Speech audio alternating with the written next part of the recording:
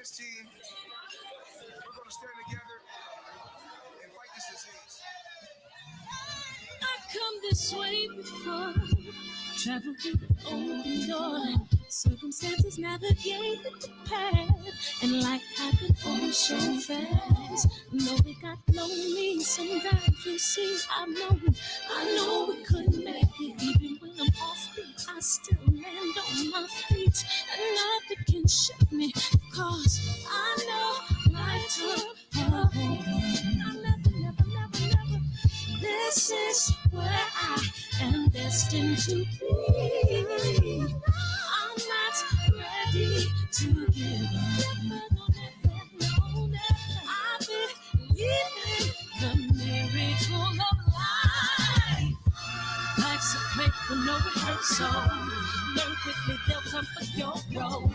Games get played, can't take it personal. Cause the devil is a liar. I'm telling you the truth. It's all in what you do. Some things you gotta do. Fight for millions. Take a second, see the blessing in it. With much expected, much is given. When I made the living, now I'm giving back to children. Never let the power come first before your happiness. Yes, you can be the best if you go the distance. Mix a little sweat with your persistence. You know that the best things are never instant.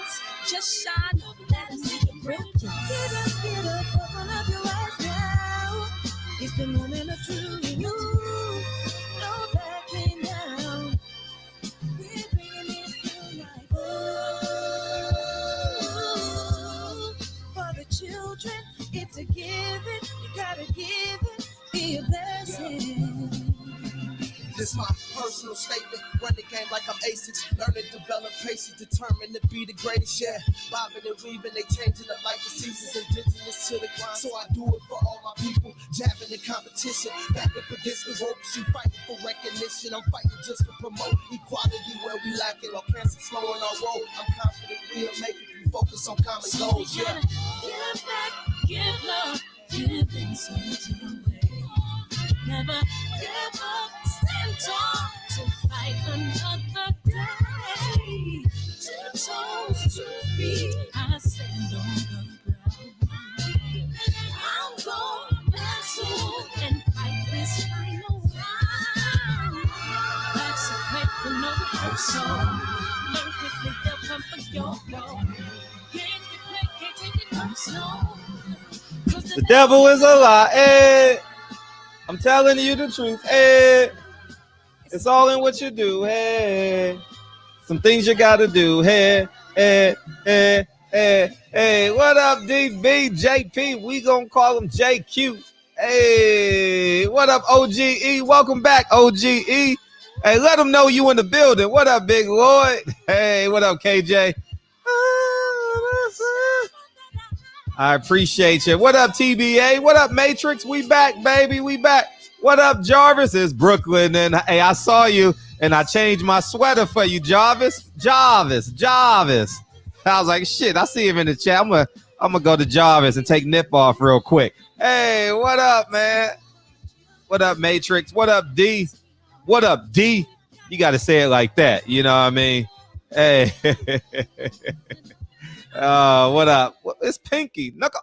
Tinky. What up, Knowledge? How you feel, big dog? CB Sports for 2. What up, Coach Biddy? Hey, I appreciate everybody coming in here today, man. I feel like challenging y'all today. So why not, man? Don't forget, I ain't wore the sweater yet. I don't know why I haven't wore it, but maybe I'll wear it tomorrow. Don't forget PPD sweater, COVIDly committed, man.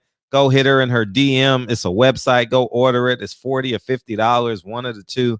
Oh, you know what I mean? Go pick it up. Where's my camera? Go pick it up. COVIDly committed. Go support the young lady. And then you got Jarvis and my damn poster fell. Go DM Jarvis. Go.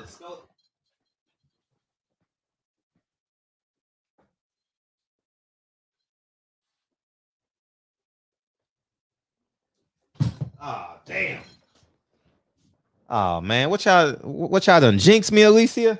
What's up, Alicia? How you feeling? How you feeling, ma? Everything good over there? Can we get a fight on Juneteenth in Dallas, Texas, or what? Shit. You know what I mean? God damn. Fucking black fight fans ain't got no pun on black fight fan, but our black fight fan base ain't got no expectations. Man, you can just do whatever you want, Al. We just happy that you inboxing. Man, get the fuck out of here, man. We better start putting expectations on these motherfuckers. Shit, Oscar De La Hoya paying respects to his fan base. Shit, if you got all the best black fighters in the world and you don't patronize them or respect them or give them their own fan base, you know what I mean? Fuck, we got to go. Listen, when I go to Mexico, I don't say, hey, why you don't speak English? You know what I mean? It's time, y'all. It's time. Yeah, here we go. Call your grandma, DB. Call your grandma, because I'm on one tonight. The reason why I am on one is because they changed the date, they changed the location, and now they got fans. And y'all sitting on your hands. It's going to happen one day. One day, we going to move from the east side. You know what I mean? One day. You know what I mean? One day. You know what I mean? By the way, I spoke to Bob. Bob just got off a plane. He just landed in LA. He said not so we looking for more towards Sunday. So you know. But yeah, man, it's I'm done waiting, dog. I'm done waiting. I'm done waiting, procrastinating. We gotta wait till next year. We gotta wait till next month. We gotta wait. Oh, wait. Let's take care of these guys first. You understand what I'm saying? They get a $50 pay-per-view, but we gotta pay $75. Oh, but y'all gonna say, oh, but the fight is different. I know. Y'all just so used to being abused. It's just a damn shame. Oh, he gonna be nice to the Mexican fan base and charge him $50. But if you want to watch Earl Spence, we gonna charge you $75. I'm done, dog. I'm done. Y'all just accept anything. You understand? God damn.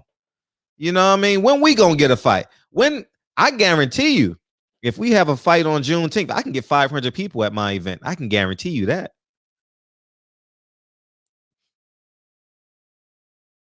You know what I mean? Like I'm just done. I'm just done sitting on my hands, waiting. I don't go to listen. I don't go to Taco Bell complaining about burgers. So I don't have to go to Oscar De La Hoya. He ain't got nothing I want. I don't have to go to Bob. He ain't got nothing I want. Al got everything we want. And we don't get nothing out the deal. Our fighters fight once a year. And here's the cap on that. Because Fred saw a contract. See, Fred is a genius.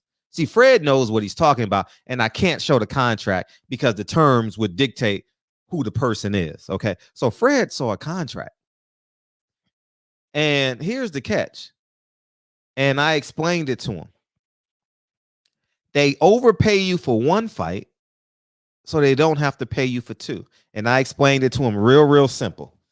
And I'm gonna reset this at 10 o'clock when the room fills in too. They'll give you, if you pay 2.5, right? If you pay 2.5, right? They'll pay you $3 million. So you don't have two fights for $5 million. So what I'm saying is when Al Haymon fighter says, yeah, I made more money than anybody. No, you didn't. You made more money on one fight. And they're saving the budget that they would have paid you on the second fight. Oh, Fred saw a contract. Oh, and I was like, nigga, I saw a contract. And you know why they don't speak out? Because they can't. Because they can't. That's why. Because they can't. And I'm not going to sit here and be a boxing fan. Listen, we got to go in this shit with expectations. I said expectations. We just sit and wait. Yeah, I'm gonna hate all night. We just gonna sit and wait. And you're gonna be waiting your whole fucking life. You're going to be waiting your whole fucking life, waiting to get some respect in this boxing game. Black fighters got all 10 top 10 pay-per-views. But guess what? We get nothing out the deal. I'm having fun tonight. Oh, I'm having fun because I can rebuttal any argument you guys have because the market is opened up. The market is opened up. LA, we got fans now. Texas is wide open. Eddie Hearn just sold 20,000 tickets today. Oh, I can rebuttal anything y'all got. Anything y'all want, I can rebuttal. Belanger is fighting on Puerto Rican Day Parade. And you know what they said? One of Shakur Stevenson's parents is Puerto Rican. Man, y'all just gonna sit on your hands and just wait. They play the game. They using Shakur Stevenson's bloodline. Why they can't use ours? Why they can't use ours? I know. Y'all like, oh, I know. Y'all just gonna sit on your hands and just wait. The same way your grandmother sits on the first pew in her church with her big ass hat on and her wig and her 48 peppermints with that little purse, you know what I mean, with that little change purse, and she gives her nieces and nephews and grandchildren 35 cents each. That's the same way boxing fans are. That's the same way you are, just waiting. It's gonna I'm praying. I'm waiting. It's gonna happen one day. It's gonna happen. The whole business model done changed. It was a genius move. Free boxing for all. I was an advocate of that. Supported the man. But now we got to pay for anything. Y'all get mad when your taxes go up, but you don't get mad. When your boxing taxes go up. You will yell at a Republican. Oh, Fred, you just a Republican because you want your tax. It don't matter who the president is. I'll just open up another nonprofit, niggas. It don't matter. I'll just get another LLC. It don't matter. Instead of buying a property in July, I'll buy property in January. It don't matter for me who the president is, niggas. Because I read the tax laws. It don't matter. I'm still going to win. You know what I mean? Y'all niggas sitting on your hands, waiting, begging, clawing. Please, massa, please, it's okay. I'll wait 2 more years. I'll wait for something to happen at 154. I'll sit and wait. I'll wait. It's okay. I learned how to wait because I was raised by my grandmother. I was raised by a woman. So I don't really have testosterone in my balls. I really got a vagina. So I can wait I can literally wait. I can wait. Y'all ain't got nothing for me tonight because he moved Andy Ruiz from Texas on April 24th to May 1st. You know why he did it? The same reason the Zone put Devin Haney the day before the unification at 140 to optimize his Mexican market. When they gonna do something in favor of the black athlete? Our fighters. I didn't say he sold PBC. I didn't say that. No, Fred never said that. No. I said Fox. Didn't I say Fox or some shit like that? Anyways, so Fox to Disney, ain't that what I said? So anyways, the point I'm making, Mike Tyson putting on better fights than these bums. At least Mike Tyson is active. He gonna have 2 fights in 8 months. Shit, in 6 months. November, December, January, February, March, April, May. In 7 months, Mike Tyson will have 2 fights. All right. Big Dog Willie, you hating on Al like you hate. No, I'm not hating. I have expectations. Y'all niggas retarded. Y'all don't have no expectations for your dollar. The fighters I want to see are on PBC. 80% of the fighters I want to see are on PBC. So why I as a consumer, y'all stuck on a black card. The same thing y'all said about Barack Obama in his second term. It's the same thing y'all saying about Al Haymon right now. Right? And then you know what y'all gonna say? Oh, Canelo smart. Canelo smart. Man, he optimizing his fan base. He fighting 4 times a year. He's smart. So why are you not advocating for your black fighters to be smart like Canelo? I know. I make too much sense for y'all niggas. Y'all niggas ain't got nothing for me today. Ain't nothing for me today. My camera going out. What's going on with my camera, man? What's up? They down there hating on Fred today, man. My camera done. There we go. You know what I mean? So I'm a big hater today. I'm a big hater. That's why you ain't gonna see your favorite fighters fight but once a year. And all the Mexican fans gonna see Canelo fight 4 times a year. Ryan Garcia probably gonna fight 3 times. Yeah, I'm a hater. I'm a hater. And you ain't gonna see no black fighters fight but once a year. I'm a hater. I'm a hater, all right. I know what to do with my money. You know what y'all niggas gonna be at? Y'all gonna be at the Dignity's Health Center watching Andy Ruiz saying, man, why we can't get something like this? You know what I mean? Why we can't get this anymore? You know what I mean? But I'm hating. I'm hating, and y'all got no expectations. Y'all hoes. That's what y'all are. All y'all hoes. Y'all hoes. Y'all should be on Figueroa right now. Y'all hoes. All y'all some hoes waiting to get picked.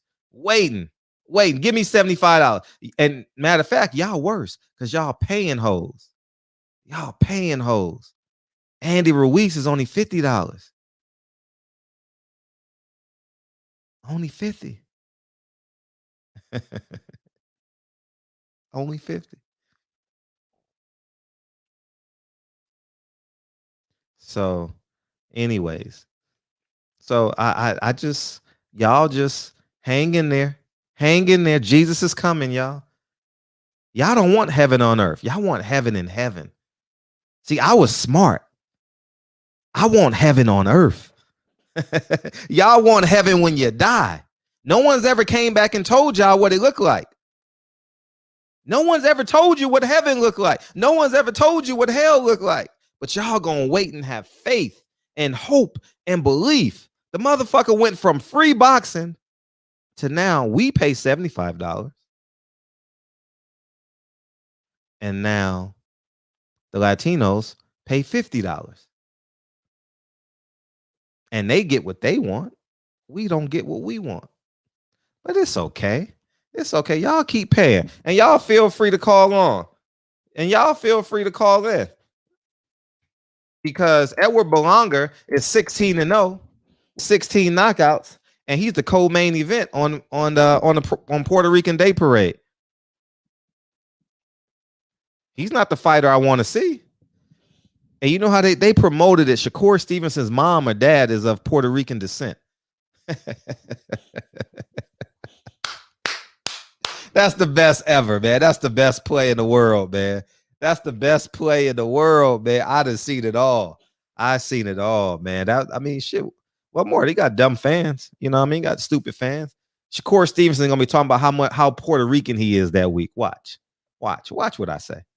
Watch. My mom is Puerto Rican. What's the favorite Puerto Rican dish? You know what I mean? Shakur Stevenson is Puerto Rican now, dog.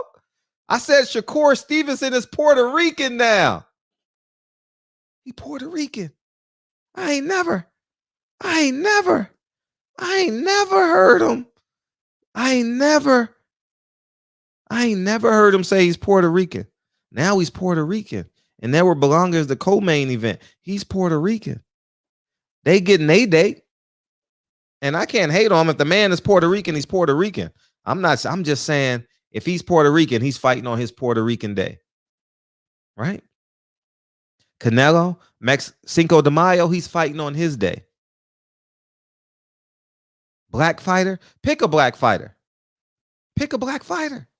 Any black fighter you want. Pick a black fighter you want. I don't care what black fighter you pick. Juneteenth is on a Saturday. Juneteenth is on a Saturday. You know what I mean? It's on a Saturday. So maybe we'll get it. Maybe we won't.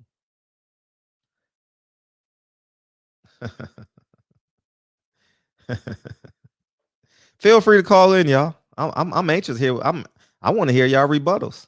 I'm eager to hear y'all rebuttals. All I'm just gonna say is Andy Ruiz, Chris Ariola, May 1st. That's all.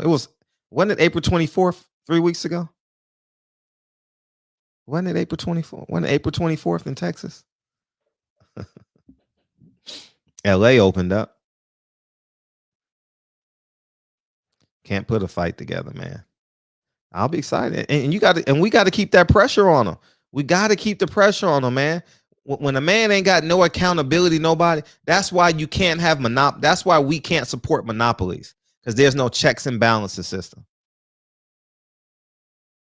So, anyways, y'all go ahead and have fun. I don't care if you don't buy the fight. I'm talking about the business of boxing. Whether you buy the fight or not, it's totally up to you. You know what I mean? Y'all still arguing over Republican and Democrat. You should be fighting over lower taxes. That's how dumb we are as a people. You fighting over Republican. We got to vote for the Democrat because the Republicans are bad. We got to vote for a Republican because the Democrat is bad. You don't vote with expectations. I don't give a fuck if you buy the fight or not. Who gives a fuck if you buy the fight? It's not about the fight. It's about us. Gives a fuck. Whether you buy $50 or not, I don't give a fuck.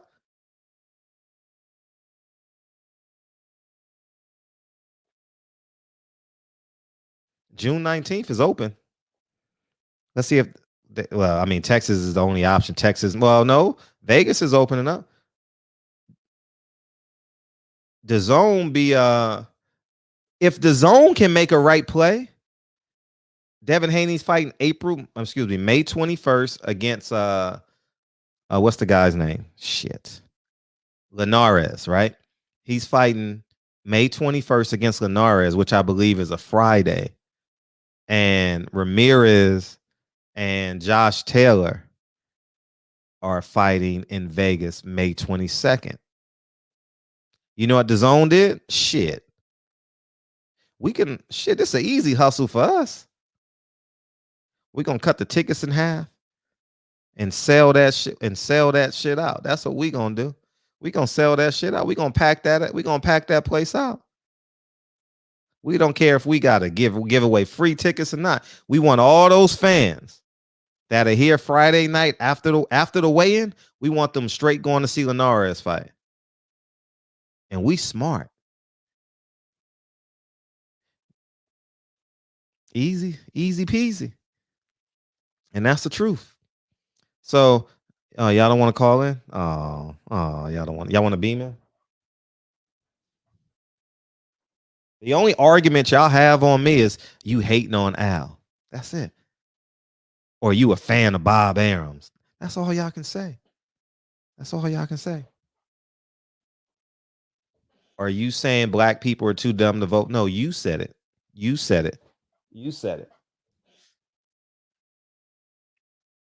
We're voting Republican or Democrat. I don't vote Republican or Democrat. I'm just a registered Democrat. I don't vote party line. Y'all watch CNN. CNN is the number one TV network because y'all watch it. Just like y'all come in here and lie, I don't want no calendar. I don't want no schedule, but your whole life is a schedule. So you're lying to yourself. You get up 7:00, brush your teeth, go in the kitchen by 7:13, be in the car by 7:31.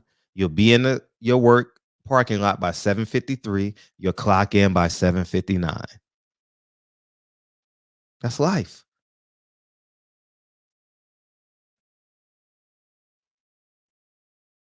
So I say this, and I'm challenging y'all niggas. And I'm challenging all y'all niggas. Y'all better start thinking outside the box. Yeah, I want all the smoke tonight. I want y'all to start thinking outside the box. Y'all still busy fighting over Republicans and Democrats. Y'all satisfied Al Haymon has a position. Y'all don't challenge him. Y'all don't have no expectations. What's up, DB? Go ahead. Let me turn you up. Haymon moved Ruiz fight for Mexican fans.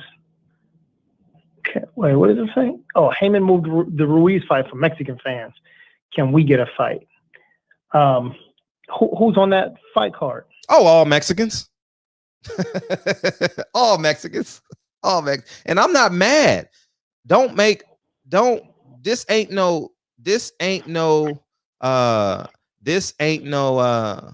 attack on the Latino brothers or sisters.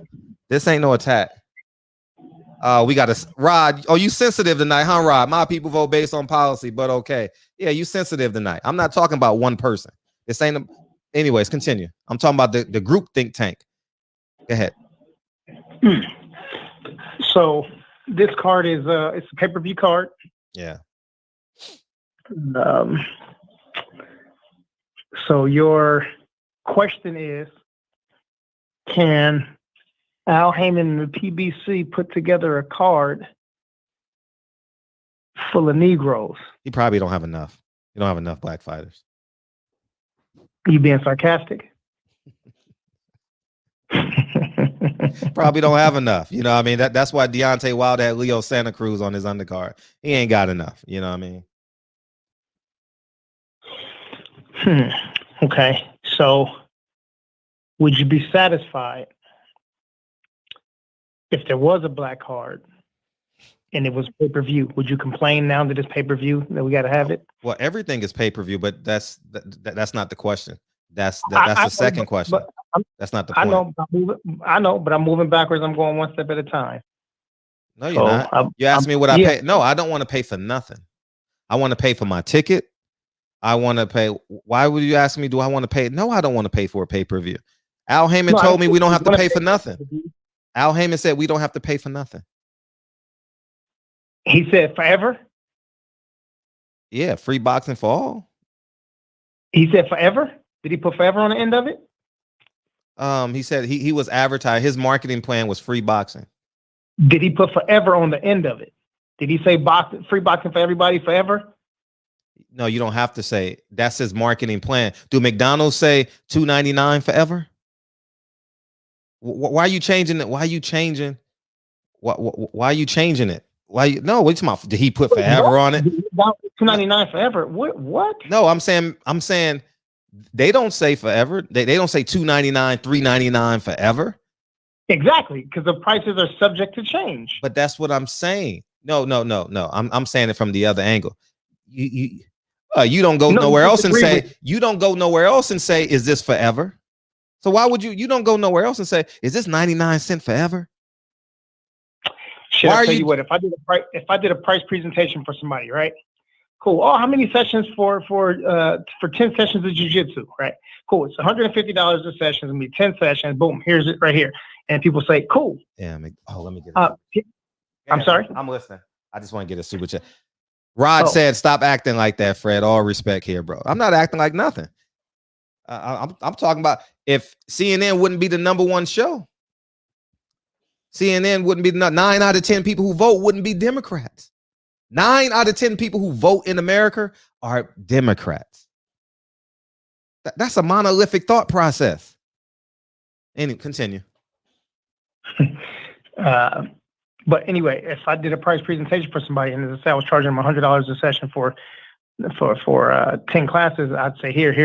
I write it down on a presentation sheet and I say it's $1,000. And they say, okay, let me think about it, blah, blah, blah. They take the paper, they fold it up, and they say, so this is good. If I come back next week, 9 times out of 10, they will ask, is this still good when I come back next week? Okay. Is this good tomorrow? Mm-hmm. Got that. And say it again. I got that. Right. So, but that's answering your question. You said, does it have to say it? Well, I mean, people don't, listen, you're a deep thinker. You know goddamn well that the marketing scheme for or the marketing plan for 2006 ain't the same for 2026. Well, that's good then. So now we don't have to fight on Mexican Independence Day now. So everything changes then, right? Yeah, shit, I'm with that. I'm looking for a Juneteenth card too. I want the card. Listen, I want a card. I don't think that there's anybody in this chat here. I mean, minus the 5 people that came here to hear you Al bash, and then the other 5 people in the background. But outside of those 10 weirdos, I believe that everybody in here wants to see Deontay Wilder, Errol Spence Jr., the Charlos, Gary Russell Jr., Sean Porter, Keith Thurman, all on one card, all on Juneteenth. We'd go fucking crazy. The stadium would be full and the pay-per-views would be sold out. So yeah, we want that. Yeah, things are changing, but we said that. Put it this way: about 6 to damn near 12 months ago, we said that we were going to keep pushing for a Juneteenth card, and we keep asking every fighter. Have we asked every fighter since they came in? Have we been going on social media? Have we been tweeting it out and retweeting and posting and reposting and making sure we continue to tell the fighters and tell the PBC and Showtime and Al Haymon and the managers of the fighters? Have we been pushing like that? Because that was a part of your charge. You lead the charge. You steer the ship, and we right there. We on the ship too to make sure the motherfucker go the right way. Have you done your part to make sure that happens? Who, me? No. The other person on the phone. Oh man, I was the only one to ever ask Steven Espinoza on camera. To ever ask him. So I'm doing 40 different things. I can't be everything every day. So if I can't do it, the fans should do it. Everyone here has an Instagram page, Facebook page, something, social media, Yeah, that's it. I mean, sometimes we need a reminder. Shit, we get 200, 300 people in here, and only 50 people hit the like button until we say it, and then let me hit it. Mm-hmm. Right. By the way, everybody hit the like button. The way Fred talking shit, everybody gonna be thumbing down the fucking video, but that's okay. Put something in there. But sometimes we just need a little reminder. Mm-hmm. You know what I mean? Like later on, once everybody get in here in the next 30 minutes, we're gonna be telling everybody to download Elixir. Mm-hmm. But shout out to L-Dub. L-Dub said that Jamal Charlo going on June 12th. Oh, he did? June 12th. Who? Jamel or Jamal? Jamal. Yeah, but he's fighting nobody. He's fighting. I'm not saying Jamal already fought him. I'm just all right. It's cool. He's fighting him. That's cool. It's cool. I don't want to get on that right now because that's a whole nother argument. I'm just saying, if I got Jamal Charlo, Earl Spence, pick one of them. Put them on Juneteenth.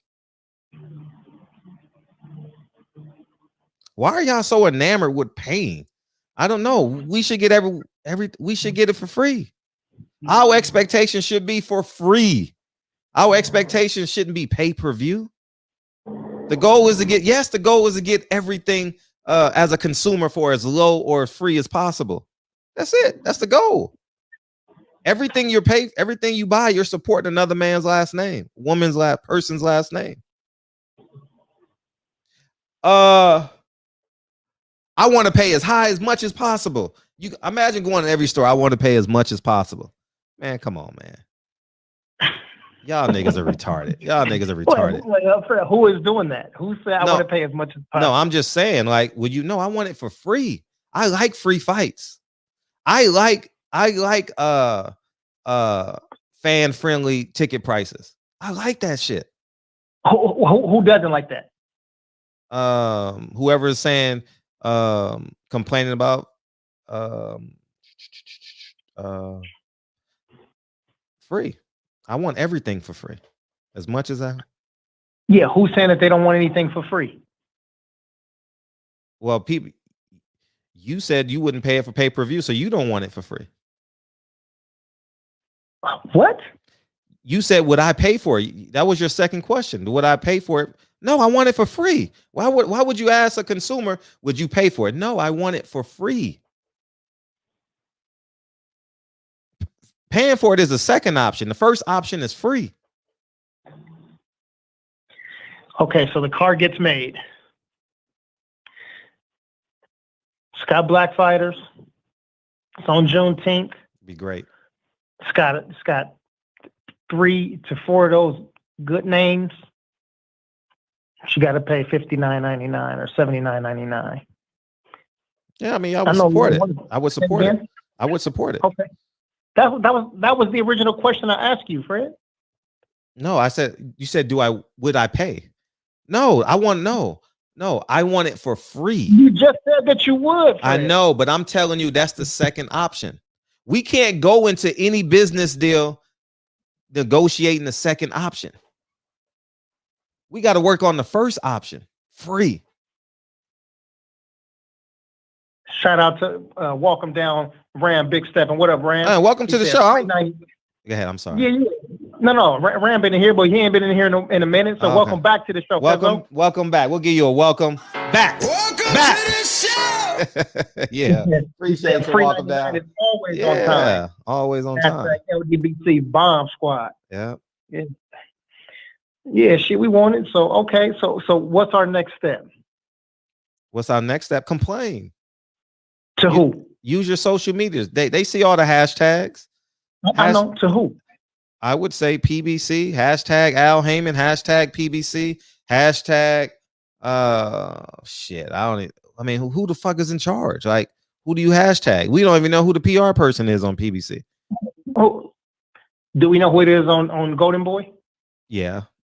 I do. We know who it is on. Do we know who it is on Bob Arum's slate? Yeah, everybody in the media knows who it is. Yeah, but we don't. Yeah, we do, because I've said their name 100 times. But the point is, if you guys ask me, I could point you in the right direction. But I'm getting there now. I just asked you. So I don't know. I don't know. I'm being dead ass when I say this. I wouldn't know. I wouldn't know who to DM for PBC as it pertains to their matchmaking, and I really wouldn't know. And I'm being sincere. I wouldn't know. Look at Adrian Ramirez. Couldn't wait for his opportunity. Go ahead, Adrian. Jamal turned out Canelo and Benavidez fights. Then you wonder why black fighters don't have their own card, don't get support as well. Mr. Ramirez. You happy, Adrian? You like that, Adrian? You like not seeing good fights?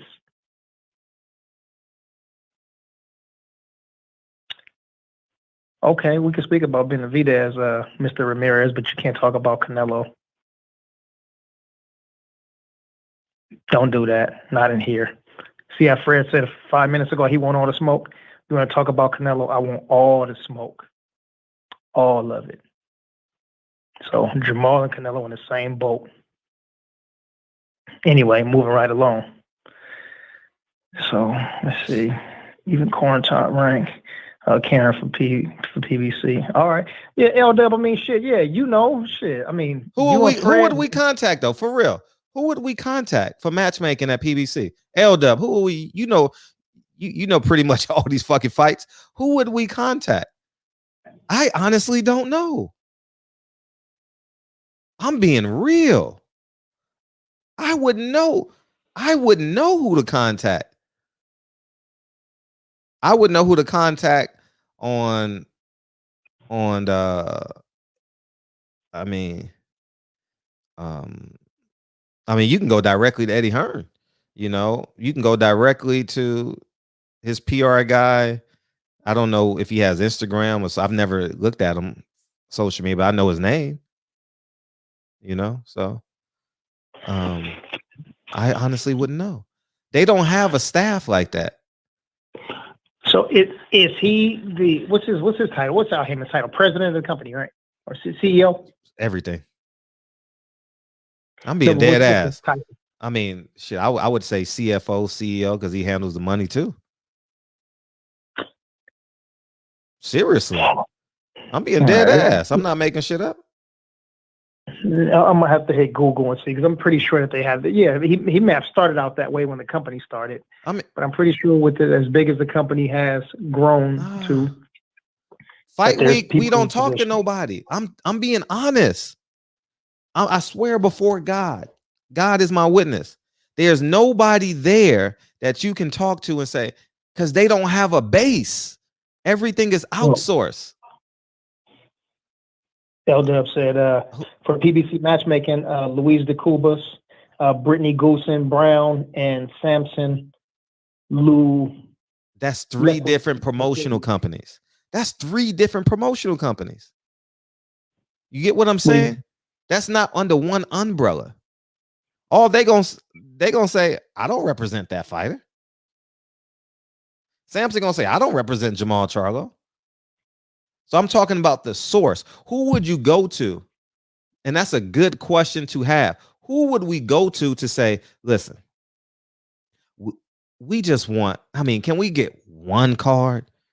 I mean, I brought this up, the Deontay Wilder. I'm like, how the hell Deontay Wilder got a card against Luis Ortiz and everybody speaking Spanish but Wilder? Where they do that at? I go to an Earl Spence fight. Everybody speaks Spanish but Earl Spence. I mean, I didn't go. I paid for it. So I'm being real sincere. I genuinely don't know who to talk to at PBC. Wait, these two people, Luis DeCubas. No, you can't go to them with they represent fighters. They don't speak for PBC. I know, but what's our goal? What's the objective? To get a date on Juneteenth. That would be the objective. Right. Yes. Right. So if PBC doesn't have a person there, and these are the people that represent the fighters, aren't those the people to go to? No, they don't represent the fighters we want. The fighters we want to see don't have promoters. That's what I'm trying to explain it to y'all. Yeah, I'm missing it somehow. It's nothing to miss. Al Haymon is in charge. That's it. Al Haymon is in charge. There's no one to talk to. So if Al is in charge, then why are you saying hashtag PBC and all these other people? Then we just all hit up Al Haymon then. Why all the extra bullshit? Why are the other people? I don't have his phone number. How can he don't have a? How do we contact him? Is he on? Yeah, come on. Hell, no.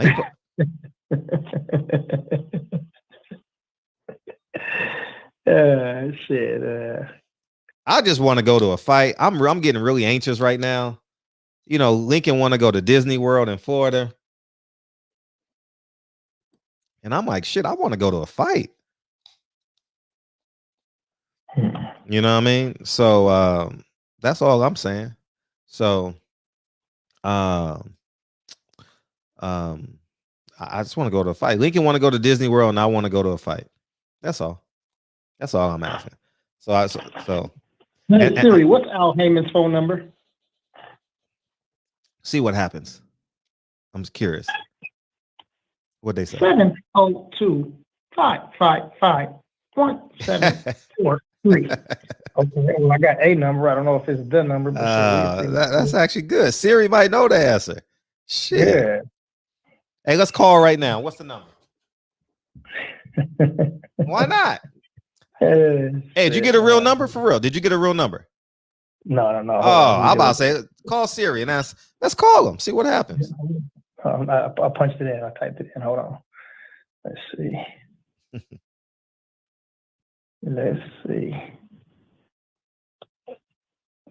Contact on boxing. Okay. They hear us on these media outlets, though, man. These fighters are itching. J-Rock is itching to fight right now. And I do think Lubin is fighting Rosario soon, though. I do. All right. So you ready to dial this number? Are you serious? 70. All right, let's do it. Let's do it. 702. Wait. I got to open up a new stream. Uh-huh. Area code 702-522-2701. That would be crazy. All these years and his number was online. Thank you for calling Premier Boxing Champions. Please leave a message after the tone. That's just a that's a General line. yeah, that was just a what you call it. Yeah. Well, that's the start though. Okay, cool. So I'm gonna hit him up in the morning. Yeah, we should all put the number in the chat. Yeah, we should all kid and say, man, that's all we want. I'm gonna hit him up in the morning and then see what Yeah, that is a dummy number though. It is a dummy number. We know that. You know, that's funny. I just learned that they had a little hotline number. You know, I never knew that. Well, like I said, it's a start. So shit, I'm gonna hit them up in the morning. I'm gonna see if they have a company who's part of the middle management team, and if there's somebody in charge of matchmaking, you know, or a correspondent or something. So we'll see. But boom, there y'all go. There go the number right there. Just put it in the chat. So we shall see. You should have to try J-Rock on here for Harrison. Yeah, I mean, shit. Not J-Rock. Somebody else. He ain't fought him yet. Who would you want for Tony Harrison fight? Because we got to promote Tony Harrison fight. A black fighter, you mean? Just anyone. Who would you want to commentate the fight? Tony Harrison fight. I'm down for that. To commentate it. Yeah, he hang out with us and watch the fight with us. Damn. That's a good fight. That's a good damn, let me see. Ho.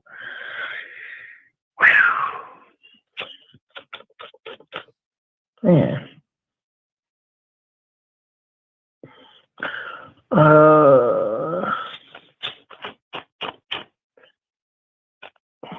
Would Jared Hurd be honest? Jared Hurd. That's a good one. Terrell Goucher. And he lives out here too. He don't talk though. Terrell Goucher don't talk. Man, we need someone that talks and that's attached to them. Who's he fighting? Peralta? What? He just moved up from 147. Who has Peralta fought at 147? TBA. Who has Peralta fought at one? Paulie Malignaggi. Yeah. But we just need someone to talk. I don't think there's nobody in the 154-pound division that'll talk that big shit that we want. You know what I mean? Oh, Cass, that's a good. Yeah, Tarver. Well, shit. Is Tarver gonna do it? Tarver got to fight that night. Oh, okay. We can get Joey Spencer. Joey Spencer talks about he does it. Yeah, Joey Spencer. Yeah. Oh shit! There you go. We've got 3 people in a row said it. Brandon the Cannon. Brandon Adams. Yeah. Okay, I'll hit him. Yeah, that's good. Yeah. I'll hit Brandon. He'll gladly come on. Brandon, my dude. Yeah. Mm-hmm. Damn, I just thought about that's a good one. Truck Simpson. Yeah, because no, Brandon. Okay. Because Brandon well spoken and he'll speak too. You know I'm with it. Yeah, I'll hit him next week. Okay. See what he on. All right. Yeah. Well, shouldn't be. Terrell Goucher beat everybody at the amateurs. Yeah. Let me go open the door for baby girl. All right. Appreciate you. Yeah, we'll get Brandon Adams in. If y'all want to beam in, feel free to beam in. You know what I mean? Fondura got 4 fight dates, man. He got 4 fight dates, man. I mean, damn, man, we ain't getting no love in this marketplace, man. We get no love. We get no love, man. I just want to go to a fight and just be happy, man. I can't even pick a fight. I would love to take Lincoln to Disney World, then on the way back, come to a fight. You know what I mean? So I ain't got to go across the country 2 or 3 times. Damn, man, shit. Yeah, man. So Fondura is stay active. You know what I mean? And I know he's not that expensive, but neither are these up and coming black fighters. There's another fighter that could have fought 4 times. You know, that's in his same margin of income. So, but anyways, man, y'all ain't got nothing to defend them today. Y'all stand in the comment section because y'all know. So y'all know the truth. Y'all know the truth when you hear it. Y'all definitely know the truth when you hear it. You know what I mean? Yeah. Yeah. Fondura getting that Santa Cruz love. That Santa Cruz and Danny Garcia love. You know what I mean? That Andre Berto love. You know what I mean? And they earned it. You can't hate on them. They earned it. So but as a fan, I just want to see the fights. I wish I could see Earl Spence fight 3 times a year. At least twice. Once every 6 months is not bad. I would love to see Jamal Charlo fight once every 6 months, once every 5 months, twice a year. I would love to see that. You know what I mean? Laura speaks Spanish, so that's all that matters. Laura's move up to 160, and now Laura just put him in Jamal Charlo sweepstakes. What's up, box fans? I appreciate you. Laura is in a Jamal Charlo sweepstakes now because he's going to win this WBA regular title. I don't know who the WBA super champion is. Y'all got to help me. Yeah. Yeah. So we'll just sit here and pretend that the WBC loves anything that loves them. Al Heyman does a good job with the WBC, like the WBA, like Bob Arum does with the WBO. You know, WBA is Al Heyman's guy, and WBO is Bob Arum's guy. So, Murata from Japan. Thank you, Gusto. I don't think I've ever seen Murata fight. I think I've seen highlights on Instagram. Murata's gonna fight Triple G. Shit, Triple G is holding on for a payday. That's why he ain't had no. He holding on for. He gonna fight a bum or a big payday. Jamal Charlo said he turned down $7 million for the Demetrius Andrade fight. He said he makes $7 million a fight. So maybe he does. I've never seen his checks. Maybe he does. Maybe he don't. You know, I can't see a $7 million budget though. I'm being for real, but you know, I don't know. But I'm just sitting here like a hapless fan. Like, when am I gonna get a fight where I'm just excited for? Latino fans got Ramirez.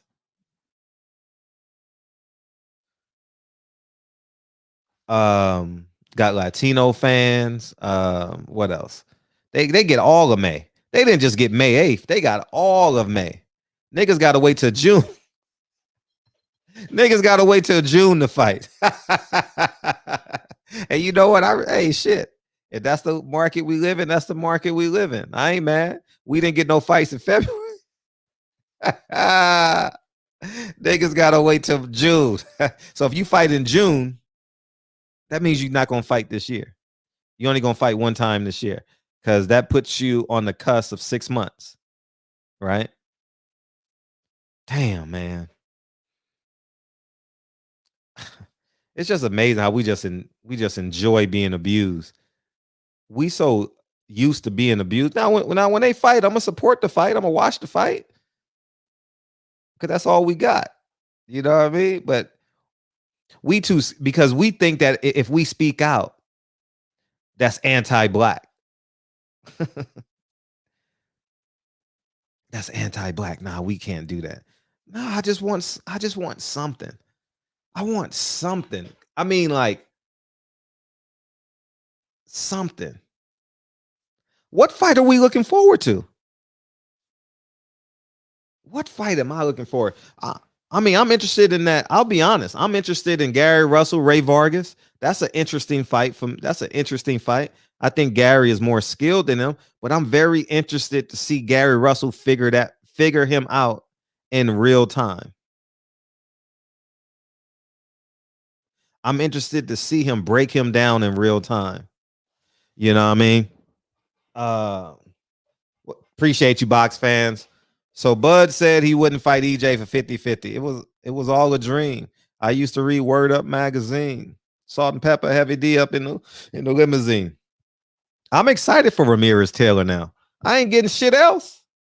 I'm telling you, man, I'm about to have a Spanish correspondent. I need a Spanish speaking correspondent. You know, DB does enough. You know what I mean? I need a Spanish speaking correspondent because we need some Mexican fights to start. Excuse me. We need some Latino fights to start going to, since we ain't getting the fights we want. Since we ain't getting the fights as we want, shit. I need someone. I got to hire someone to cover these fights in May. Because this Ebonics that we talking. What's up, East Dallas Rob, man? First time here. This what you get, big homie. Welcome to the show. Welcome to the show, man. Welcome to the show. I need someone that can speak Spanish in May. All right. Because I can't interview Linares. You know, I can't interview Canelo. I'm about to be a Canelo fan. I'm about to do the 8 clap. Is that what the oh man, I don't know, man. But I'm serious, man. I need someone to cover Andy Ruiz, Chris Areola. You know what I mean? Shit, man. I need something, man, because I mean I can't speak Ebonics to the fighters I want to see. So I got to go learn Spanish with Lincoln. You know, Lincoln's kindergarten classes, his first kindergarten classes in Spanish. You know what I mean? You know what I mean? I might as well sit through his Zoom classes, and I better learn Spanish. You know what I mean? Shit. You know what I mean? My tenants will be happy. Yes, you learn Spanish. Yes. I ain't got to use motherfucking my phone. Oh, man. Or you know how you speaking like, it's fun though. We have a great relationship. It's fun. I need someone to go to Dallas and cover Canelo. I mean, fuck it. Anybody in Dallas that speaks Spanish, holla at me, man. You know what I mean? Because I'm not getting no other fights to cover. The fuck? I'm not getting no fights to cover. I'm not getting nothing. So I'm going to I need someone to go to Vegas May 21st, May 22nd, and I need someone to go to Dallas for me. I mean, you gotta live in Dallas because I'm not paying for a plane ticket and all that shit. You gotta live in Dallas so we can cut the airfare out and the hotel fare out. Okay. So if you live in Dallas and you speak Spanish, holla at me.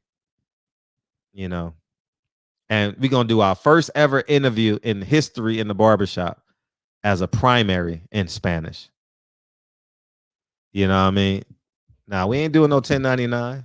Do it for gratis, nigga. You know what gratis mean, Gusto? I know what gratis mean. Free. I can say free in any language. Fred love free. Fred love free. Fred love free. Fred love free. You know what I mean? He holding us hostage, man. Man, give us our fights, man. Give us our fights. Give us no justice, no boxing. No justice, no boxing. Shit, man. Yeah, man. Yeah, man. It's oh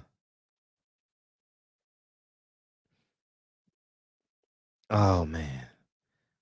By the way, Ananda, shout out to PPD. She's conversing with Ananda. She says she had so much fun. Appreciate you, DB, for making her feel warm. Appreciate you, chat. Appreciate you, Reggie. Appreciate you, Deacon 305. Appreciate you, Ant Fresh, man. You made her feel welcome, man. It's something about the barbershop, man. They just feel warm and fuzzy on the inside, and they want to stay. So I thank y'all for making the guests feel at home. Thank you, guys. Man, I'm ready to spend $2,000 on a Saturday night. I ain't gonna even lie. I'm anxious. I ain't spent no money in a year. Fred ain't spent no money in a year. I'm being honest. I ain't spent no money. I ain't spent nothing. Nothing.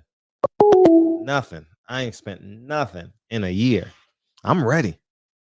I'm ready to spend some money, man. I'm ready to hop on a bird. You know what I mean? And again,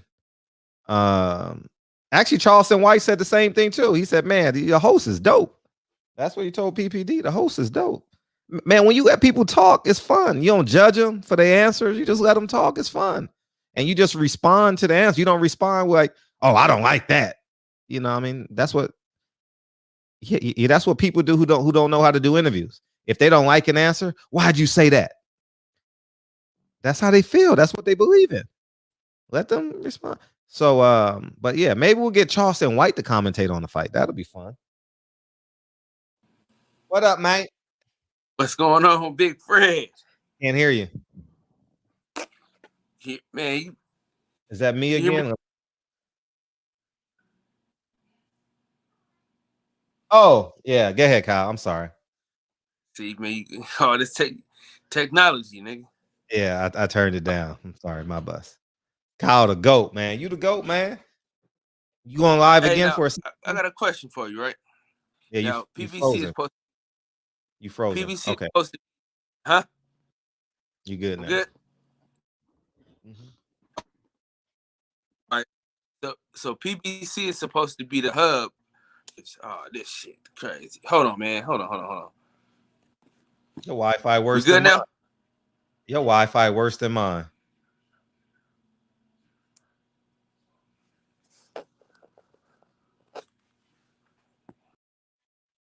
Yeah, man.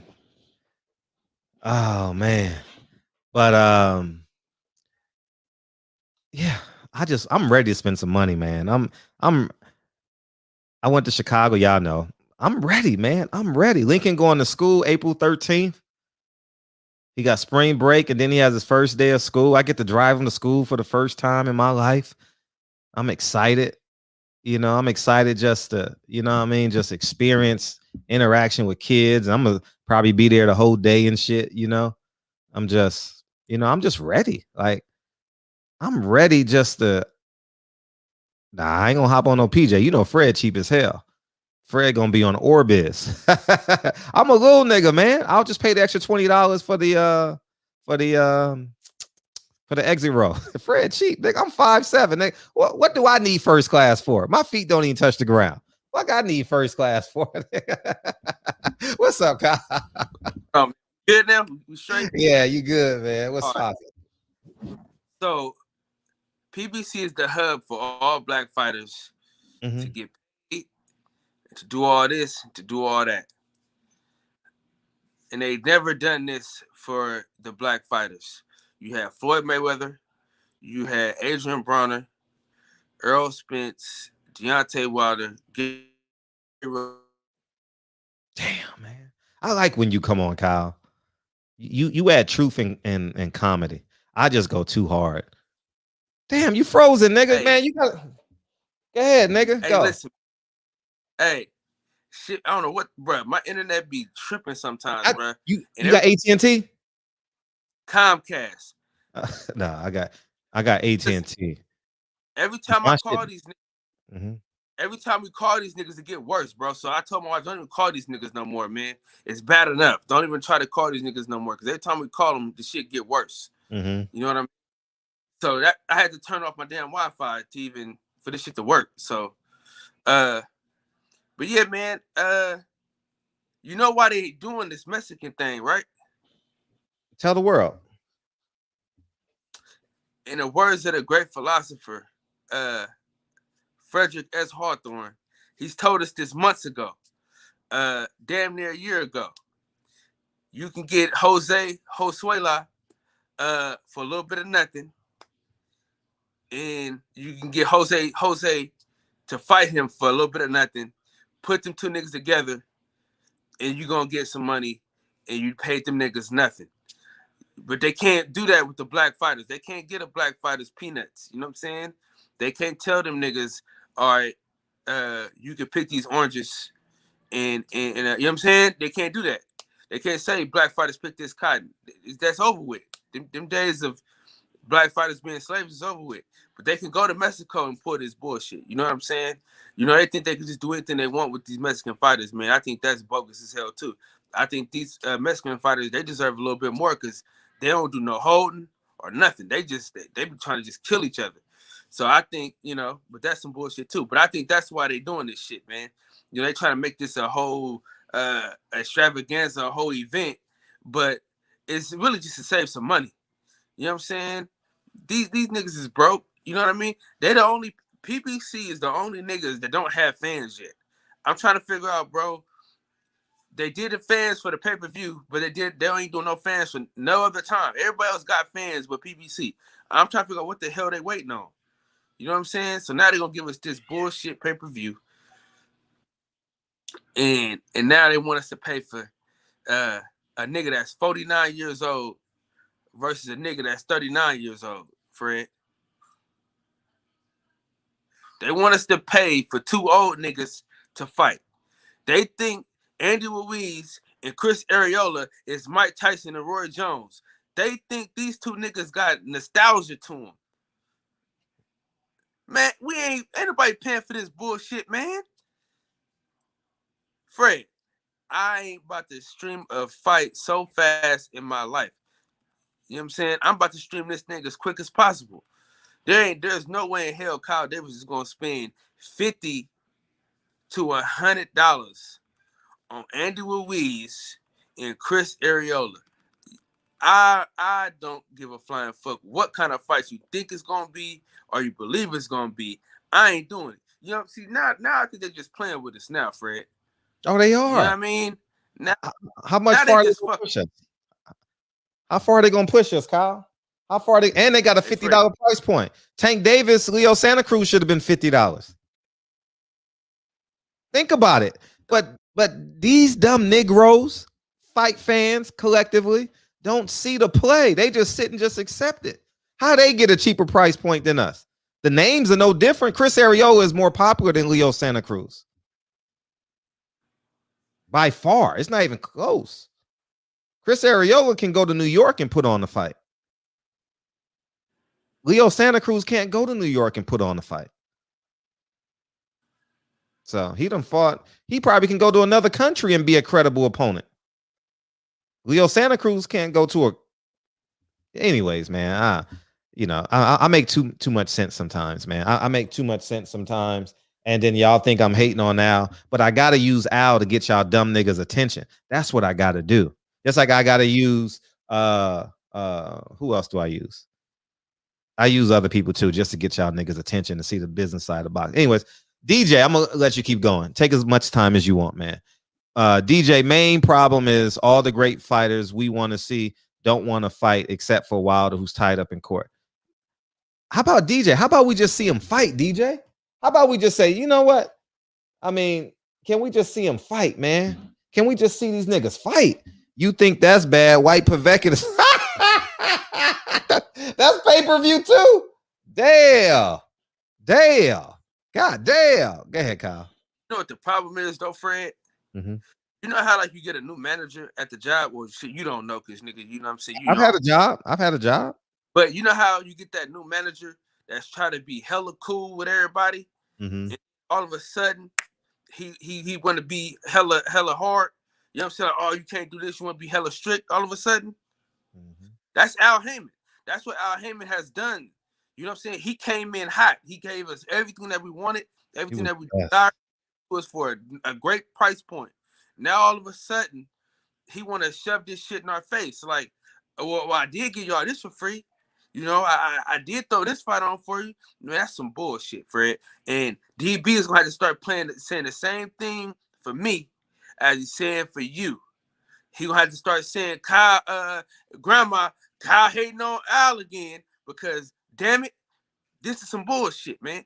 Now, listen, bro. You know me. You know I bust my ass. You know what I'm saying? I come home, deal with these kids. I do the late show, whatever. I come here, kick it with y'all. You do grind, big homie. You do grind. Morning, nigga, 2 hours of sleep, just so they can give me Chris Areola and Andy Ruiz for a fucking pay-per-view. Abel Ramos and Brandon Figueroa. Come on, man. Come the fuck on. You gonna make me pay for Abel Ramos, Fred? I don't even know who that is. Shit, you ain't supposed to. You don't like boxing no more like that.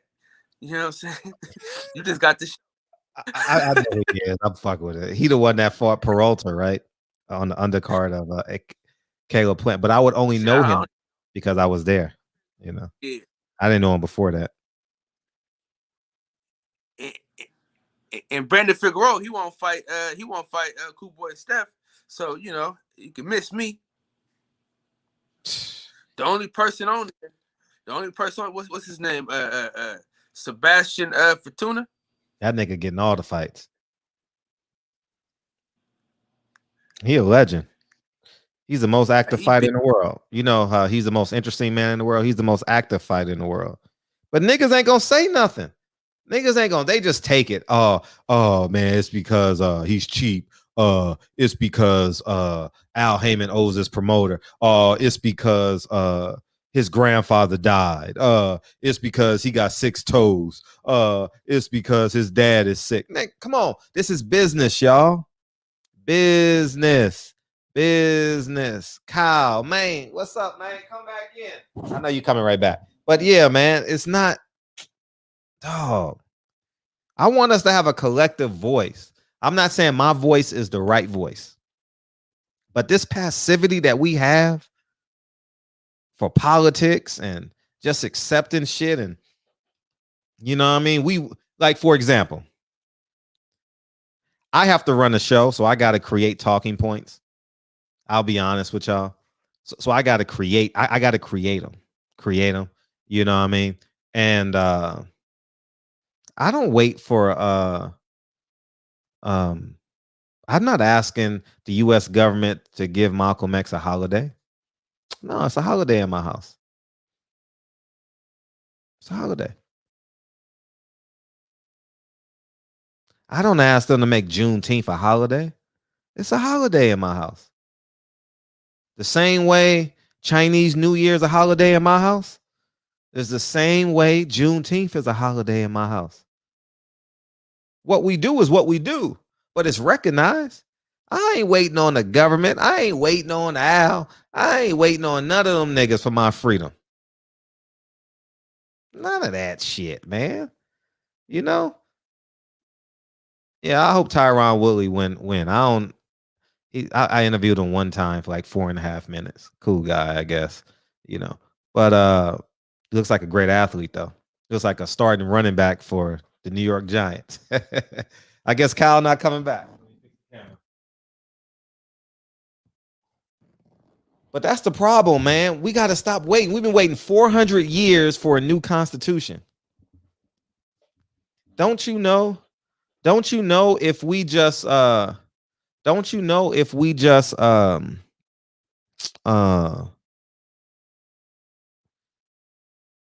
just ignored them and just did what we're supposed to do and don't sell our assets to them and then they get control of us? That's the truth. And I really think that that's part of it. I really think that that's part of the deal. I think Al is a black jewelry man. I really do at this point. I think on some levels, he's not pulling all the strings anymore. I really do. Because Abel Ramos fought in September against Ugas, right? And now he's fighting again before Charlos, Spence. So they shrinking on him. And you know why they shrinking on him? So they can buy it. I told you the same. If you allow that right hand to feed you, that right hand can starve you. And I really believe on some level, I think that that's happening at PBC, because when YouTube starved me, I sent $1,000 to my web designer as a retainer. Like, let's go. I already had her. Like, we got to go faster now. We got to go faster. But I called her at a bad time. She's pregnant. She's 7 months pregnant or some shit like that. I don't know. But you know, so I don't sit and just wait. I'm a man of action. You know what I mean? I didn't ask PBC, hey, PBC, you want to put on an event where the fans can come together? No, I ain't do none of that shit. I put up $10,000 of my own money for Earl Spence and Sean Porter. 300 of y'all niggas showed up, and I appreciate and love every last single one of y'all. I didn't say, Al, man, let me borrow some money, man. How about you invest in this? No, I put up my own money. Earl Spence, Mikey Garcia. I put up 3,000. The retainer for that restaurant was $3,000. I had to put up $3,000 of my own money. I thank God y'all bought the ticket, so I end up, breaking even or losing a little bit. Jay Cooley, what's up, man? You know what I mean? I see you, but I'm just saying, don't wait for nobody. Don't wait for nobody. What's up? Yeah, man, I had to switch the camera and everything. Had to, my phone had died, so I had to go get the charger. But yeah, man, I just feel like this, man. If we gotta pay all this extra money, bro, like, make it worth our while, man. You know what I'm saying? Yeah. The black fight fan is the most disrespected fan. Period, bro. It's like they act like we don't spend a fucking dime, bro. Nah. When I was at the Earl Spence Sean Porter fight, black folks was the ones that was there. You know what I mean? I heard it when Earl Spence came out. It was like he was fighting in Dallas. I ain't lying. I was like, wow. DB was there. I saw him at the end of the fight. It was like Dallas in there. I couldn't believe it. I'm like, wow. Hey, and when that Southside the Realest song came on, Fred, you felt it. Yeah. Nick, I had never heard that song me either. In my life. I don't listen to that song came on, everybody in the whole arena, stadium, whatever the hell niggas is calling it, bruh. Shout out to EJ Jr., man. That shit was hype, though. That shit was hype. Yeah, he got us. Bruh, if Sean Porter, hey, I know right now, every time he hear that song, he get upset. Because after that song came on, something in Earl Spence just flipped. Because then it was curtains from there. Right. But dog, it was an amazing event. But I think and what's getting weird is PBC is acting a little top rank-ish at this point.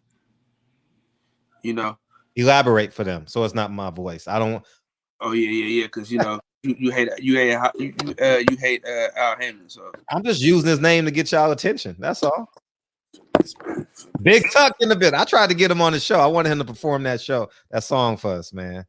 When we was doing a concert series, his manager never got back. So shout out to PPD in the meantime while you fix that. Shout out to PPD, man.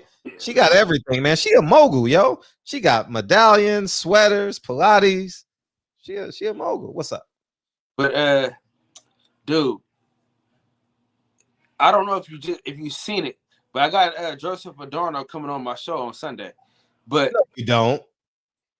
Yeah. Joseph Adorno, who's that? Oh, he a top ranked fighter. He okay. one of the, he like a knockout artist, but Puerto Rican cat. But what I'm saying is this, right? They got a whole Puerto Rican card. It looks just like this Mexican card, bro. It looks exactly like this Mexican card, but it's all Puerto Rican fighters. Mm-hmm. It's the same fight. It's the same card that Edgar Berlanga is on. Yeah, I saw. So the whole card, it looks just like the PBC card, but it's all Puerto Ricans instead of Mexicans. Yep. I'm gonna leave this door open because I'm gonna go to bed. All right. Hey, that was almost. Hey man, you gotta cut that damn camera off and them lights off, man. Oh man. Hey, bro, I had to rewatch that interview, bro. That shit was funny, right? Floyd ain't shit. I could beat Floyd. 59 minutes later. Hey, did you look at his box rec? Yeah, he got 26 losses. No. Damn the losses. You know how he said that he didn't deserve all them losses? Uh-huh. So him getting knocked the fuck out didn't count. Oh my God. So he didn't get. Hey, look, they counted too fast when he fell. Fred, they waited the fight off too quick. You know what I'm saying? Dog got hella he been knocked out hella times. Right. Right. Bruh been knocked out hella times, and he gonna tell us he been robbed 22 fucking times. Come on, man. Oh God, that was funny, man. He only lost 4 fights though. He would give Floyd a run for his money for sure. Hey, Out of my mind. you know Floyd wasn't that great, bro. Not at all. I was holding it back. You see my discipline? I was holding it back. I was like, yeah, it's your show. You're the guest. I'm just gonna sit here. You're the guest. He meant that too. He meant every minute of that. But hey, Fred, I'm going on right I gotta after. go. I already know. Oh, you going? I know you gotta go right now. You know, that was like go be your dad, nigga. I had these kids all day. That's what that was. 2 out of 4 of these little bastards are awake right now. Enjoy. Delphia, my wife. Hey, listen. Shout out to my wife. She just texted me, go. You know she watching the show. You know. It's all love in here, man. Man, it's a family affair in here, man. It's a family here. It's a family. I'm going on after you, Fred. Hey, Fred, I need you to join the panel tonight, bro. Tonight? You talking MMA? No. That's Thursday. That's Thursday. DB, Thursday. But hey, we're gonna talk some shit about Al Haymon tonight, man. And I wanna okay, I'll be there. Hey, listen. I'm there anyway. I just be laying in my bed, like and I fall asleep and shit. Hey, Fred, on my platform, it's a judge-free environment. You will not be judged for your criticism of Al Haymon and his bullshit card he got us about to watch on pay-per-view. Facts. Damn shame. Hey, hold on. When was Andrew Ruiz ever on pay-per-view? He hasn't been on paper. This is his first pay-per-view. Maybe he was on pay-per-view in Australia when he fought for the championship, Joseph Parker. Right. Maybe that was pay-per-view and over there, but not in America because the Zone is not pay-per-view. That's subscription. That's my point, bro. And his first pay-per-view is against Chris Ariel. What up, Brandon? So I ain't got to change the camera. What up, Brandon? What you got, man? What's going on? How you feel? Everything good? Always. I appreciate you. What you got? You know, I had to come chime in. Every time you do these Al Haymon videos, this is a pro Al Haymon channel that we built over here together. Are you pro Al Haymon more than you're pro your pocket? Right now, yeah.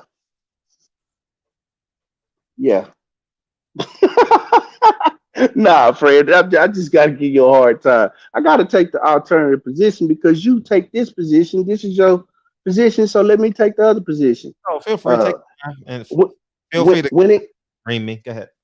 When it comes to the Andrew Ruiz, Chris Arreola, be honest. Do you care about that fight? Come on, Fred. Do I care about it?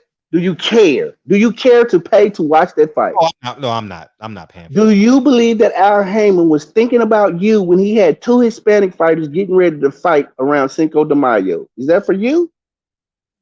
Honestly, do you think he was thinking about the demographic that you fit in? And you're proving me right because I said at the top of the show, this ain't no Mexican bashing show right now. This ain't no Latino speaking bashing. I'm saying if they can do it for them, if he can do it for them, he damn sure can do it for us. How do you know that? See, here's the thing. It seems to me that from what I realized that Al Haymon is and PBC is a fighters company. So it looks like the fighters are making a lot of decisions. I believe, and you correct me if I'm wrong, that Andrew Ruiz and Chris Arreola had a lot of input on this fight being around Cinco de Mayo. Would you agree? No, I would say the business of boxing told them to put it on Cinco de Mayo. I'm saying, but do you believe that they had input into it to that date?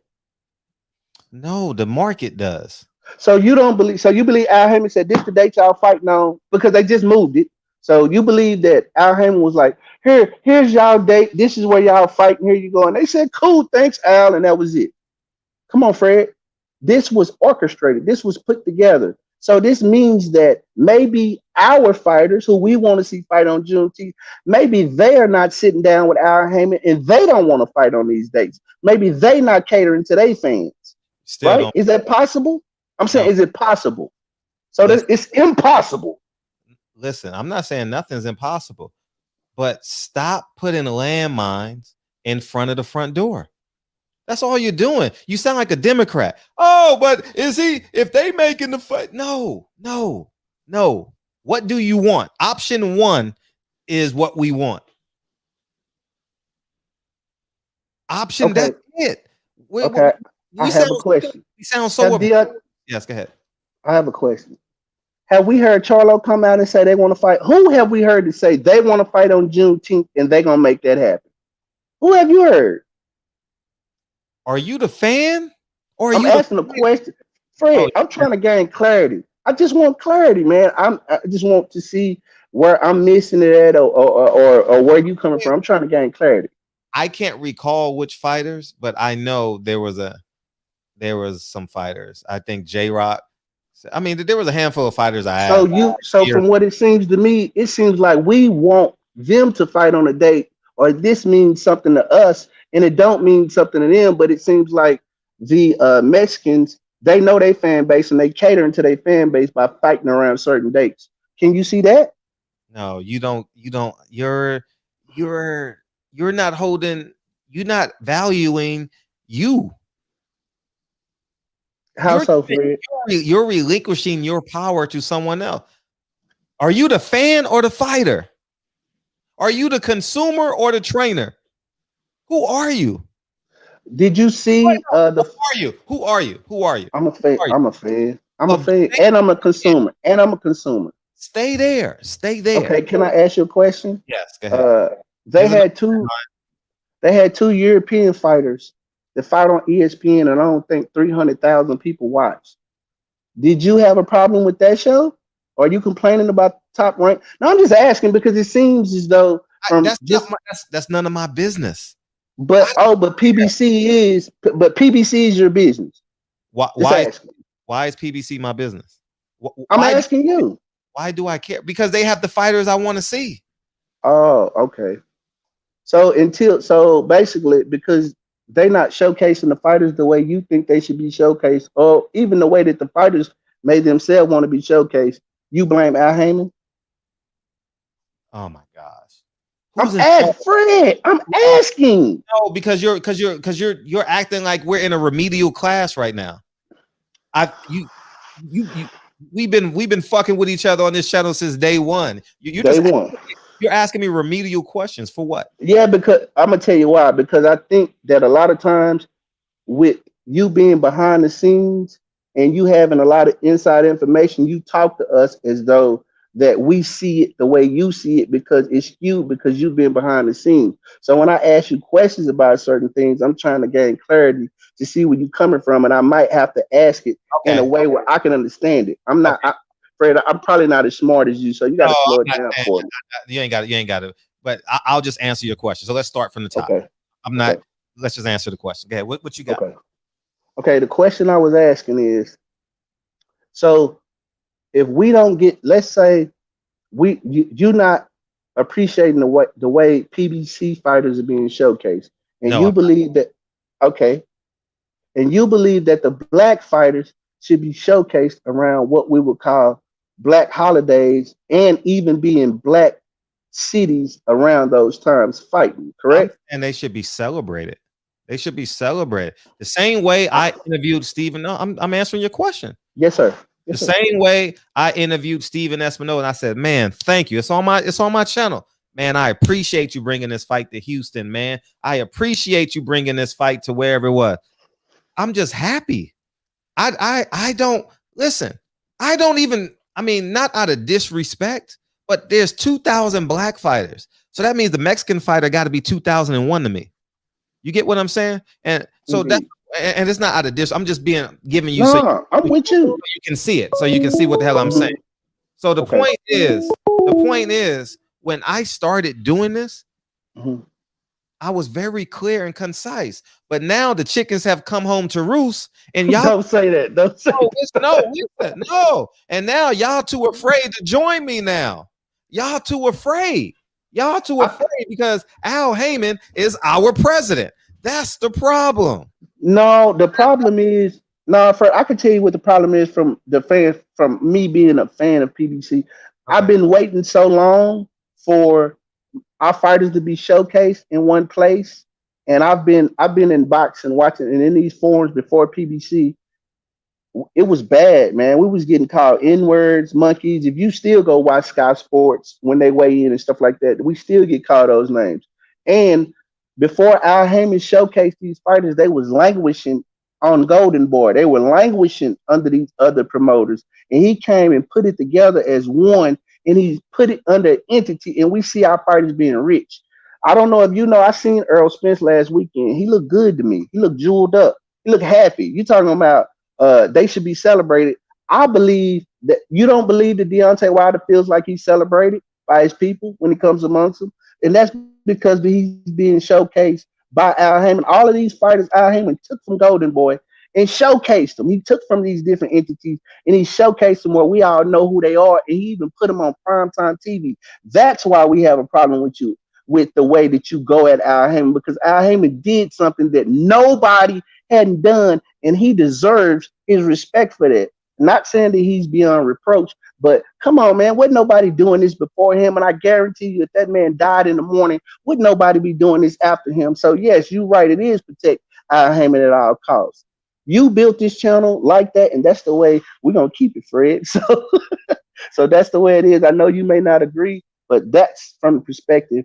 Man, wasn't nobody showcasing the fighters that you love to see. Al Haymon did that. So let's not turn around and bash him, or let's not turn around. Let's figure out what it is that he needs for us to help him, and we could do that. But I understand you understand the business side, and you may see it from a different view, but that's my view. So I love Al Haymon, and the Al Haymon hate must stop. But outside of that, Fred, keep up the good work, man. I saw the piece of your John Ali interview. I'm excited about it, and keep the content coming. Thank you. And leave Al Haymon alone. And shout out to the third. Right. Shout out to the third. Appreciate you, Brandon. Yes, sir. Yeah. All right. Now let me answer him. Hey, go ahead, H Money, if you want the link. I will say this. I'm glad Earl did look good. He looked in shape a little bit. I saw his shoulder line. He looked like he maybe runs twice a week or some shit. You know what I mean? He looked good. I will say that. But listen, hear me out. There's two things.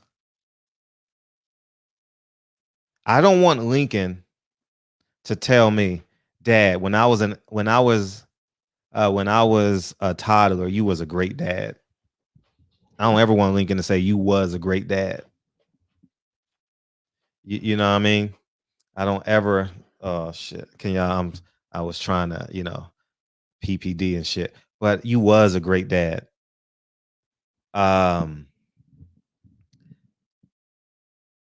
We celebrated Al Haymon for the things that he did yesterday.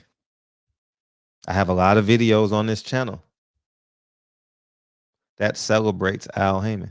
But today is March. I only know the first of the month. What's today? March 20 something? March 22nd? March 23rd, somewhere in there. It's March 23rd, 2021. I'll say this. What's tomorrow going to bring? What is tomorrow going to bring? That's it. What is tomorrow going to bring? Y'all still focus on yesterday. He telling all the black fighters, see, y'all don't understand. See, I saw a contract today. And Jordan, you got to understand this, because you got to see the big picture. I would gladly pay Earl Spence.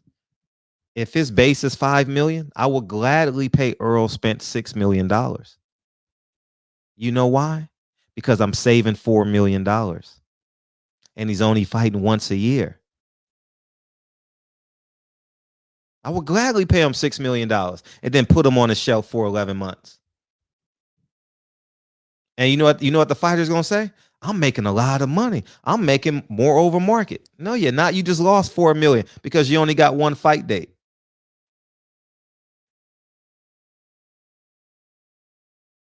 So you're actually losing money long term. I want everything I have earned. I went through the amateur program, the U.S. Nationals, whatever y'all want to call it. I fought where no one was in the stands. You know what I mean? I understand what yesterday did. But when I get to college, when Lincoln gets to college, I have to evolve as a father. I got to trust the disciplines and I got to take them condoms. I don't take Lincoln condoms in elementary school. I got to send Lincoln $1,500 a month if he decides to go to college. $2,000. I don't know what the cost of living going to be in 2030, whatever. So I got to evolve. Y'all giving Converse credit for creating Nikes. I mean, for Converse, Nikes have evolved. The shoe game has evolved. I saw the contracts today. I saw this shit today. I saw with my own eyes. I wish I could show y'all, but I can't disclose my source. So you always going to be overpaid to fight once a year. You're always going to be overpaid to fight once a year. And y'all not going to see it until you retire. You're not going to see it. You're going to get 3 fights a year when you're 35. When you're making $500,000 a year. They're going to give you 3 fights. Why do you think Abel Ramos is fighting again? Why do you think Fortuna is fighting 4 times? Why do you think Terrence Crawford is only fighting once a year? Because he has a guarantee.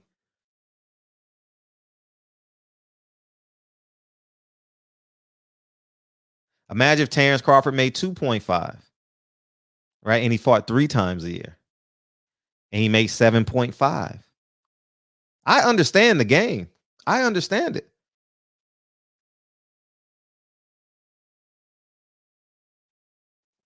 But you got to see the big picture. I'm very satisfied, very happy with what they did up until January of 2020. January, it's been a year and a half. It's been a year and a half now. We've sat on our hands. We've quietly complained.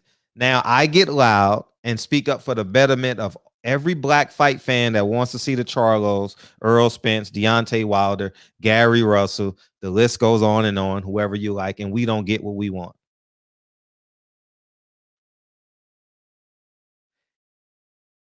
He offered everything but a slice of pie to Canelo. But Louis the Koopas told him not to take the fight. Why can't we get that treatment? He offered him the fight with a bum in February. I know these things. Canelo would have fought Caleb Plant in December and fought a bum in February. It was a 2-fight deal that had to be completed before March. How come we can't get that level of respect? Jordan, didn't Earl Spence outsell Canelo? So that means he's the hottest ticket in the game. But Canelo's fighting 4 times a year.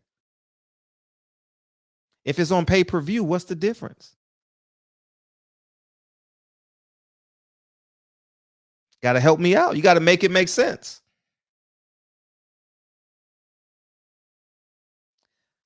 I only come to get the solutions. Y'all want the narratives. Oh, Al made, yes. In 2019, he's made a lot of millionaires. Yes. I got many videos celebrating that. But guess what? It's March 20. I don't know. What's today? March 24th, 2021. I don't want to be celebrated for being Emmy nominated off their 3 books. Movie with Floyd Mayweather. Had sex with some of the most beautiful women in Hollywood. That's old news. I don't sit in front of a liquor store and brag about what I did in 1984. That shit is old. That shit is old. Shit is old. Old news. What will you do for me today and tomorrow? And you're not going to see it until you get out the game. I will gladly pay Jamal Charlo $500,000 more because I know he's itching to buy that new Bentley. I know he want to get that big chain. And I know he just want to do a world tour for 10 months and tell everybody how rich he is. I already know he want to do that. How you keep a nigga quiet? You pay him.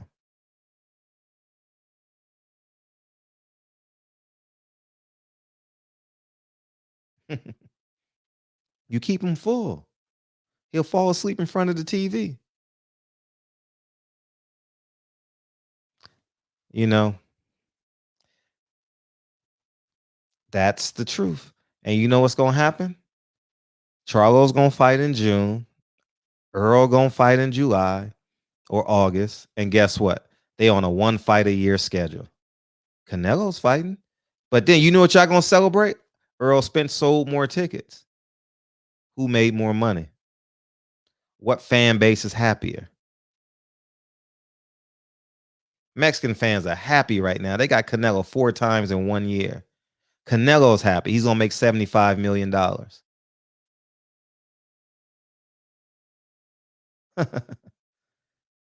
going to make $75 million. But Earl Spence outsold him. Why isn't Earl fighting 4 times a year?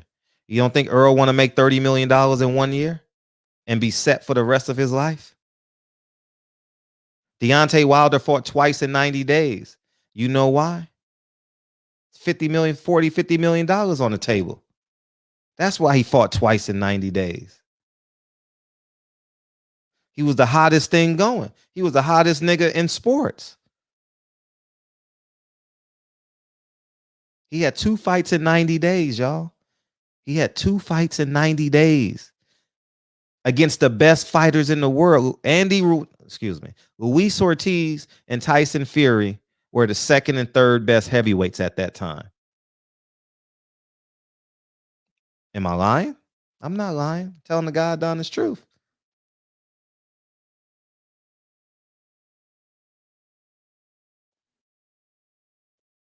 But y'all don't want to see the big picture. Y'all just see Al Haymon as a black man for what he did yesterday. I don't want to be celebrated for what I did yesterday. Don't want to be celebrated. Matter of fact, Emmy nominated is not even in my bio.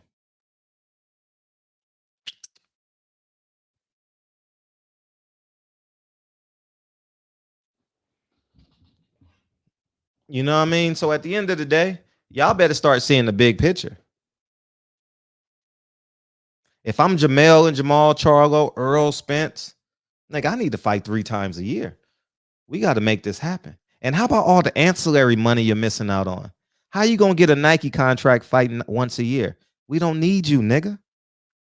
We got Triple G. He got a Jordan contract. Why? The nigga was fighting every 3 months. Go check his resume. I was there at the Forum. Every 4 months, he was in the ring, active. StubHub Center, sold out. Forum, sold out. Mexican style. He got a Jordan brand deal. He don't even wear Jordans.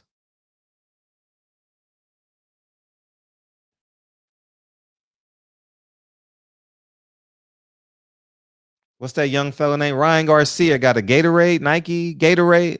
He got a Gatorade deal. He got a Gatorade deal.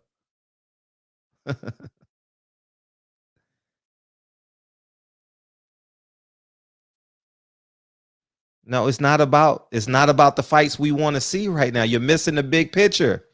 You're missing the big picture. I don't want to see Canelo versus Yildirim. I don't want to see Canelo versus Billy Joe Saunders. I want to see Canelo versus Charlo. But guess what? I know when he's fighting. You know why? Because they told you. They planned it. They have a plan for him. What's Earl Spence's plan? What's Charlo's plan? What's Gary Russell's plan? There's a plan. The zone is built around Canelo. Al Haymon knows what a plan is like. He had Floyd Mayweather. He know what a plan is like. He had Deontay Wilder a year and a half ago. Deontay Wilder fought 3 times in 7 months. May 19th, he fought Dominic Brazil. May to February, right? May to February 22nd, right? Let's go. June, July, August, September, October, November, December, January, February. Deontay Wilder fought 3 times in 9 months. So they know how to build it. But y'all still giving niggas, oh, he's black. I want to sit on my hands. I want to do this. No, niggas. Y'all quick to call Roland Martin a coon because he doesn't affect your life. He doesn't impose a threat on you. You quick to call Fred a coon. I don't impose. I don't impose. I'm not a threat to y'all lives. But the moment you got to talk to a black man and hold him accountable because he has a level of power in your life, oh, he's black, I'm going to just be quiet.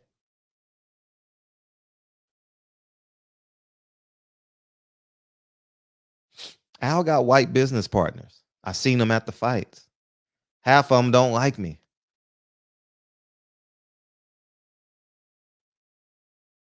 I can't say their name. I can call somebody right now. I wish I could call them because y'all would recognize the voice. And tell y'all niggas, Al Haymon was about to give, he just put in the comments, Al Haymon was about to give Canelo the entire PBC. Y'all would have been sitting there like, if Louis the Coopers hadn't have told Caleb Plant, no, don't take the fight. Shit. Earl Spence might have been on the undercard of Canelo. Canelo would have had the same fight schedule. He would have had the same fight schedule. Louis the Cooper said no. Louis the Cooper said no. Deal off. We need a full camp. It may come back to bite him. Because the zone gonna throw so much money at him to fight Triple G, it's gonna be ridiculous. Trust me. They got to get something back on Triple G. They ain't gonna give him to Charlo when they invested all that money in him. What are he getting? $12-13 million a fight? See the big picture. Earl just fought. I'll use Earl as an example. Earl just fought Danny Garcia, right? He can fight an Abel Ramos. Fuck it. Because we know Ugas is next. Ugas is next. And guess what?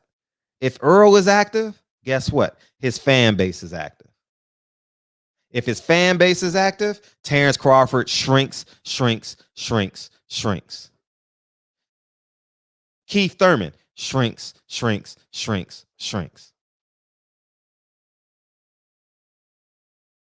No, I don't know if Al has. I can't speak on that. I know he got business partners because they hate my guts. This white man that speaks another language, he doesn't like me at all. Oh my God, slick back here. You know who he is, Jordan. He don't like me at all. He sound like he's from Germany or some shit. I don't know. No, he's a normal white guy, but he doesn't like me at all. Part 4. What's up, man? How many of these fighters were standing up for you when Kelly Swanson did what she did? These dudes ain't taking a stance for themselves. I agree. You know what I mean? I agree because I'll say this. She said no one cares about black stories. But anyways, but I will tell this part 4. I don't go to the fighters like, man, Kelly Swanson did. I don't give a fuck about that because she doesn't run my life. So I knew once she did that, I was gonna make another play. I found a way. No one stops me. Now they got to. I told you to love yourself is to know your enemy.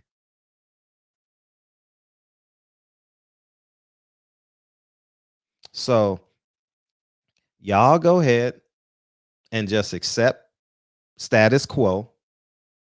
And I wouldn't say Al Haymon has a boss. I don't know. I wouldn't say it. I only can speak on what I know.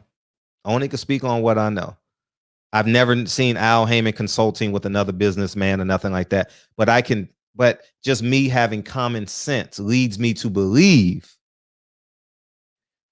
that they are shrinking Al. And the reason why I believe that they're shrinking Al is because on free TV, you see a paid fighter versus an unpaid fighter. You never see $2 million fighters in a main event on Fox. We haven't seen that since 2019. We haven't seen that since 2019. So y'all enjoy the cap. But Earl is 30 years old and he's fighting once a year. Like I said, if Earl makes $5 million, I'll gladly give him 6. And he'll be happy. He'll be like, man, he gave me $6 million for that fight. And he knows you're not going to ask for a fight for a year because you want to spend the money. That's what they did to Adrian Broner. That's the nigga deal. You know, the record companies do it for years. They give you a chain, they advance the money. I want to release out my contract. No, you can't. You just spent $8 million. We just advanced you $8 million. You ain't going nowhere. You better drop these 3 albums.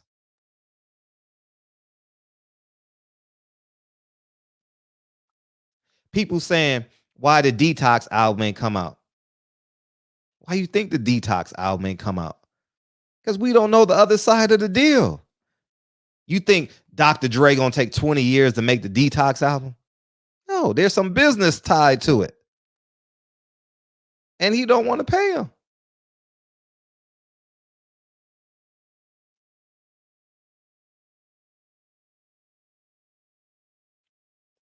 I just want y'all to see the big picture. You know what I mean?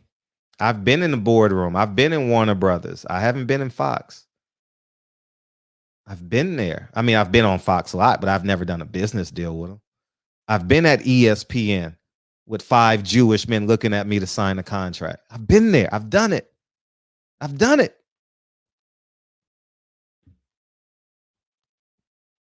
Said no. So I can be here with y'all on a Wednesday night, not making any money. I love my freedom that much. But when you see the big picture, you'll see it. Canelo ain't got to fight another fight after December. Not another fight. $75 million plus I got you, H Money. Plus endorsements, plus fan appeal. He's a legend right now. Canelo's a legend. Texas was the only city open for a year. And Earl only fights once. Texas is the only state open. Excuse me, I said city. And the Charlos fight in a motherfucking casino in Connecticut. you know. Fundora, this is his 4th fight. You know. Listen, I don't give a fuck who it is, man. I'm being honest. When it comes to business, I'll give a brother the benefit of the doubt the second time, maybe the third time. I will, because I'm human. You know what I mean? I intentionally just sold an NFL player. Me and my team just sold an NFL player a building. That was on purpose. On purpose, y'all. On purpose. A Korean or a Jewish guy, man, would have gave us more. If we would have kept it on the market. It was on the market 2 days, 3 days, and we took the deal. Man, we could have waited 15 days and got more money.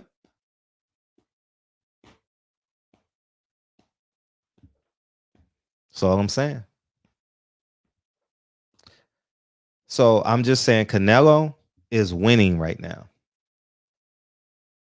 Why can't that be the Charlos? They come at a cheaper ticket. Because they know Jamal and Jamel Charlo want the Bentleys, want the big houses. They don't want to stay in the gym. They want the world to know how much they t-shirts cost. That's the nigga contract. Y'all better go watch these Damon Dash videos and learn something. I got you, H Money. Y'all better learn. Y'all better start paying attention. Tank Davis is rather affordable. How come he ain't fighting 4 times? He's not expensive relative to Canelo.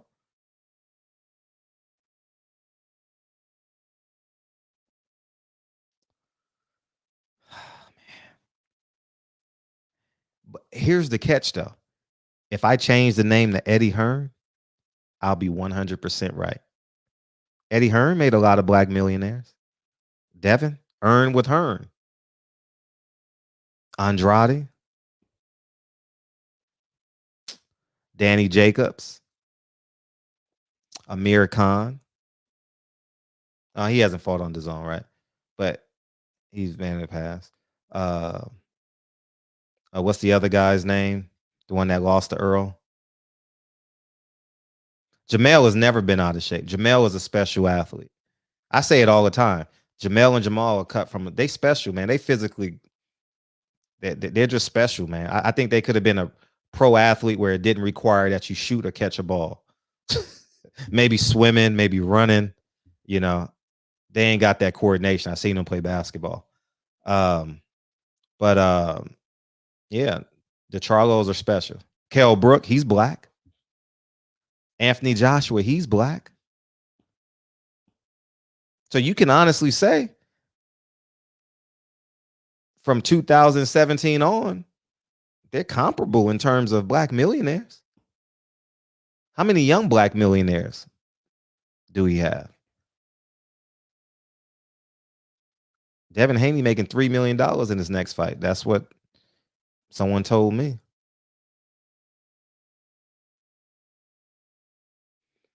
See, if I do the analysis and show y'all, y'all still wouldn't believe it.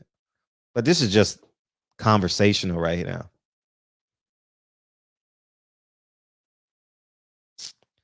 Y'all better wake up. Teofimo Lopez is making $3.1 million. 3.2, whatever it is. Because he took control. He stood up to Bob Arum. Only person that stands up to Bob Arum is me.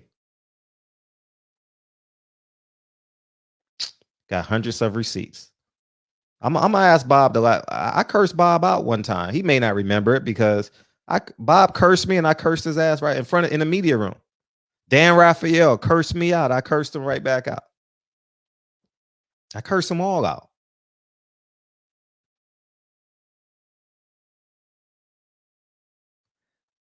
That's all I'm saying, man. That's all I'm saying. I got to get my Texas lingo up because we got a little flip coming in tomorrow. What's up, H Money? What's good, Fred, man? Hey, man, you been cooking all week, man. I just got to say, I'm looking at this card right here. I mean, I do like Andy Ruiz. He is a superstar. He did beat Anthony Joshua, but $50. And now you looking at this. I mean, you looking at this undercard. It's terrible. Come on, man. Come on, Fred. You going to let this shit slide? And you been on Eddie Hearn for years and Bob Arum. But you going to let Al Haymon get away with robbery? You know what I mean? Fred stood up. He stood up tall. He let his chest poke out. He let his nuts hang. I can't say the same thing about Fakan. You know what I mean? I can't say the same shit about the con artist. You know what I mean? Fanon the con. You know what I mean? And I heard he got dropped like a bad habit.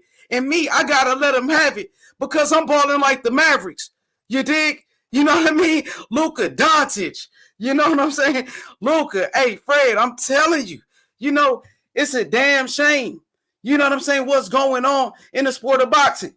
I mean, come on, man. Where the black fighters at on the undercard? Why Gary Russell, he couldn't get on the undercard? Where is Catman? You got some explaining to do. We in the barbershop every day. I ran you up out of here, Catman. Yeah, for real. Last man standing. I'm not going anywhere. Real talk. Hey, Fred, I feel like you. You know what I mean? You know what I'm saying? I got my Malcolm X hoodie. You know what I'm saying? I looked up to Malcolm X. And Fred, he came with some great content exposing Elijah Muhammad, you know what I'm saying, from Muhammad Ali's widow. his wife. Where you gonna get that at? Elijah Muhammad, or should I call him R. Kelly? Which one? You know what I mean? That's what, yeah, we preaching. We preaching in here. This the barbershop, nigga. You feel me? Hey, Fred, man, you doing a great job, man. I just came here to show support like always. You know where to find me. H Money Boxing. You know what I mean? I'm on every platform. You know what I'm saying? Fred, the big homie, he put me on. He gave me the cosign. He stamped me. He put me in the game. You know what I mean? And I'm from South Central. You know what I mean? Hey, man, shout outs to South Memphis, you dig? Hey, love you, Fred. I'm gone. Appreciate you. Yep. So yeah, man, I just want us to see the big picture, man. I just want us to see the big. Deontay Wilder fought 3 times in 9 months, yo. Deontay Wilder made enough money where he just sitting, smiling, living his best life, playing the piano. You know what I mean? Just waiting on a date. You know what I mean? And that shit gonna come out. I'm gonna get those records because I'm real curious. I'm real curious as to what the hell. I don't give a. They can put a seal on it all they want. I don't know no secretary or no clerk in no court building that won't take $500. You can seal those records all you want. They coming out because I'm real interested in the disrespect of Deontay Wilder. I'm real interested in that shit. How the fuck he's your knight in shining armor, and then he got to fight and claw and get a legal team to get his rematch clause. I don't understand that at all. A rematch clause is a rematch clause. You know what I mean? Al Haymon tried to get Andy Ruiz out of the rematch clause. Eddie Hearn flew on a private jet to New York, filed a claim. I did a video on it, and I was laughing at Eddie Hearn. He flew to New York on a private jet, filed a claim. Al Haymon said, go ahead and do the rematch. Because I'm real interested in what the fuck is going on. Why is Deontay Wilder in mediation, cleamiation, mightyation? Makes no sense to me. Because you really only go to court when someone wants to prolong something or is trying to or really, really want something back from you. You understand what I'm saying? So I'm very interested in that. How did it get to this point? Because I don't know. I'm gonna keep it a buck. Shelly Finkel, he has Shelly Finkel, who's done some of the biggest heavyweight fights in the history of modern day boxing. Right? He had the Klitschko's. He had Klitschko, and he comes from Crunk Gym. He got all those guys at Crunk Gym. And you have Deontay Wilder. You have Al Haymon. Together, them two together. I can't see how they've missed a rematch clause. How they didn't do the proper paperwork for the rematch clause. I'm confused like that. I'm being honest. I'm just being honest. I've said this from day one. I believe it that maybe it was a group thing, and I tried to slide it in on Bob. I asked Bob a question, then I tried to sneak that one in, and he didn't fall for it. I tried my best to figure that out, but he turned into lawyer mode and said, "Well, I don't know." You know, I was trying to get him slipping. His transmission wasn't slipping that day. You know, so but anyways, I did talk to Bob Arum today, and he said he had just got off a plane, and so we're gonna shoot for sometime this weekend, probably Sunday. Okay, so but I can't see the baddest man on the planet having to wait a year and a half for a fight that contractually he was owed. Don't make sense to me. You know what I mean? So and guess what? I'm gonna be right in a year. I already know I'm gonna be right in a year. And y'all gonna be like, Fred, how did you? I was right about Eddie Hearn. Canelo saved his life. Canelo saved his ass. Eddie Hearn's lifeline in America pulse was so faint And then Canelo realized that Oscar De La Hoya was robbing him. And who lived next door?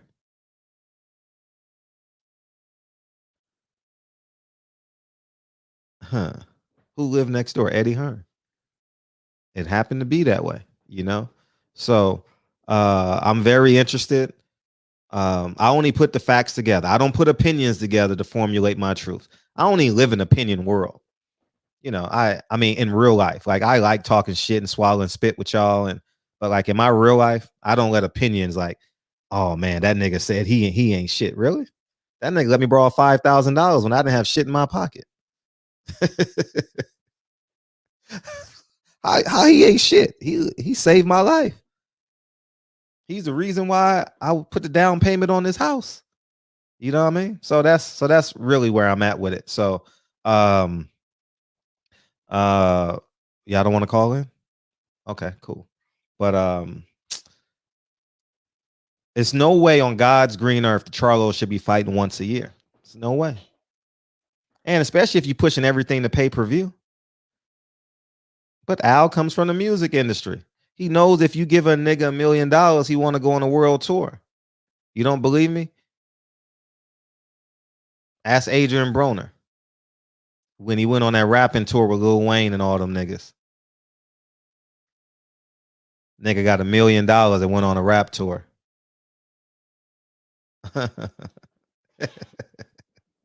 He knows. He knows. He knows. He got a team. He got a smart team. I'll overpay you to do this tour. And we know you're gonna get strung out on coke. We know you're gonna MC Hammer and buy 44 cars and guess what? You're gonna owe me your life. And this is what it feels like. I'm gonna get MC Hammer in here. I gotta connect MC Hammer. What's up? Hey, what's going on, Fred, man? We back on this, huh? Damn. Every couple weeks you got to get on your boy Al Haymon. No, it's your boy. It's your boy because you come in to protect him. It's your boy. I'm not protecting him. I just, again, it's the whole sport of boxing. Listen, these boxers are comfortable, Fred. The reason Wilder fought 3 times is because he wanted to. He wanted to, he set up the Luis Ortiz, the Fury fight. He set all that up. Brazil, Ortiz, and Fury. These guys are comfortable. No, I don't see them complaining, crying about their money. These guys, if they wanted to fight more, they would. I mean, yeah, you're out here, saying what you're saying. I don't think Al Haymon set Wilder up. I don't think he let that. I mean, come on, man. Bob Arum has been robbing people blind for years. You know what I mean? A black man in a court system against Fury. We know what the deal is. That's why every day you got a media story coming out about, Fury and Wilder signed a tooth. We're just waiting on a deal. We got this mystery Asian guy going to play all. Come on, man. We already know what's going on. And you keep throwing this just on Al Haymon. We got a whole boxing community that sued this man. You know what I'm saying? Yes, there's a whole lot of shit he could have done right. I mean, done differently, but he's done a lot of shit right. You know what I mean? All the best fights before this pandemic hit, all the best fights that were free were on PBC, Fox, Showtime, FS1 even. Come on, man. I just, again, I don't agree with the Andy Ruiz fight, putting all those Mexicans on there. But look, we are going to get a black Juneteenth fight. Fred, we're going to have the Charlos, maybe Tank, depending on what happens there, maybe Earl and Ugas. To go out Juneteenth fight. Hopefully it's going to be packed with brothers like he packed this May event with the Mexicans. I'm hoping. You know what I mean? We just get out here and we just love just shitting on each other, man.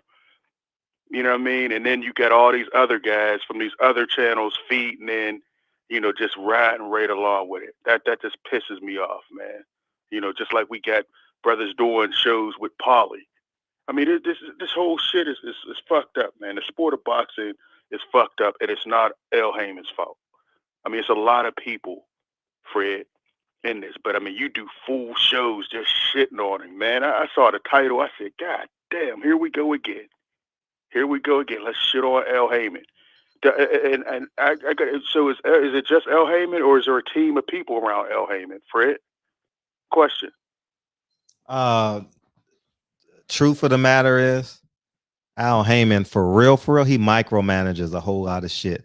And the reason why I can't disclose these fucking names, man, but he microman. I'm gonna tell you the God honest story. Okay. There was a promoter, right? Mm-hmm. And he had a fighter, right? And he knew he was fighting. Al told him he was fighting 3 weeks before the fight card, and he knew the fight card was already in place, and the promoter had to promote the card as the main event fighter. So he does a lot of and that's the whole point. See, we know who to go to for the zone. Even though Eddie Hearn is in front of the camera, media knows Eddie Hearn's contact person. I know Bob Arum is in front of the cameras and shit and all that, but media knows who to go to get in contact with Bob Arum, right? I say we because I'm still an ally of them, but I just got to have expectations for my dollar, right? The same way we on draft day, when you say, oh, we need a quarterback and they draft a wide receiver. Right. With the Steelers, we do that all the time. So why can't I complain? They got a black coach. And he catches shit out here every day. Never had a losing season. I got in so many arguments about it. Well, all you got to do is win championship. The goal ain't winning seasons. 16 teams have winning seasons. Minimum in the playoffs. Yeah, eight every coach, in the NFC. Every coach 8 in the has a losing NFC. season. He's never had one his whole 15 It's about years. It's about championships. Yeah, and he's won one of those. It's about and championships. He's been to another one. You know what I mean? But he gets shit on every day, just like we're out here shitting on El Haymon. Okay. You know what I'm saying? All right. He's I'm a guy. Keep on shitting. Pardon me? I'm gonna keep on shitting. I know you are, man. You get off on it. I think your head is the right spot, but you give everybody else these big targets. You know what I'm saying? It's not. He's not the only one that's fucking up. And that's your problem. And that's your problem. See, the whole sport is fucked up. I say it's him, it's Eddie Hearn, it's Bob Arum, it's punk ass Oscar De La Hoya, it's all these cats. And you be doing full shows, getting off on this El Haymon. All these motherfuckers are not giving us what we want. Nobody is. There's nobody. UFC is the only combat sport right now that's giving the big fights. Right now.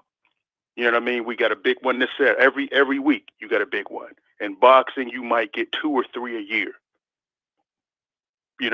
But yeah, my thing is, I know you're going to do it every month, but what is the goal? What is you do it every couple of weeks. What's the goal? I don't have a goal. I don't have a goal. No goals. But you keep doing it. I'm just asking, what is the what I have no purpose, no goal. I'm just doing this for shits and giggles.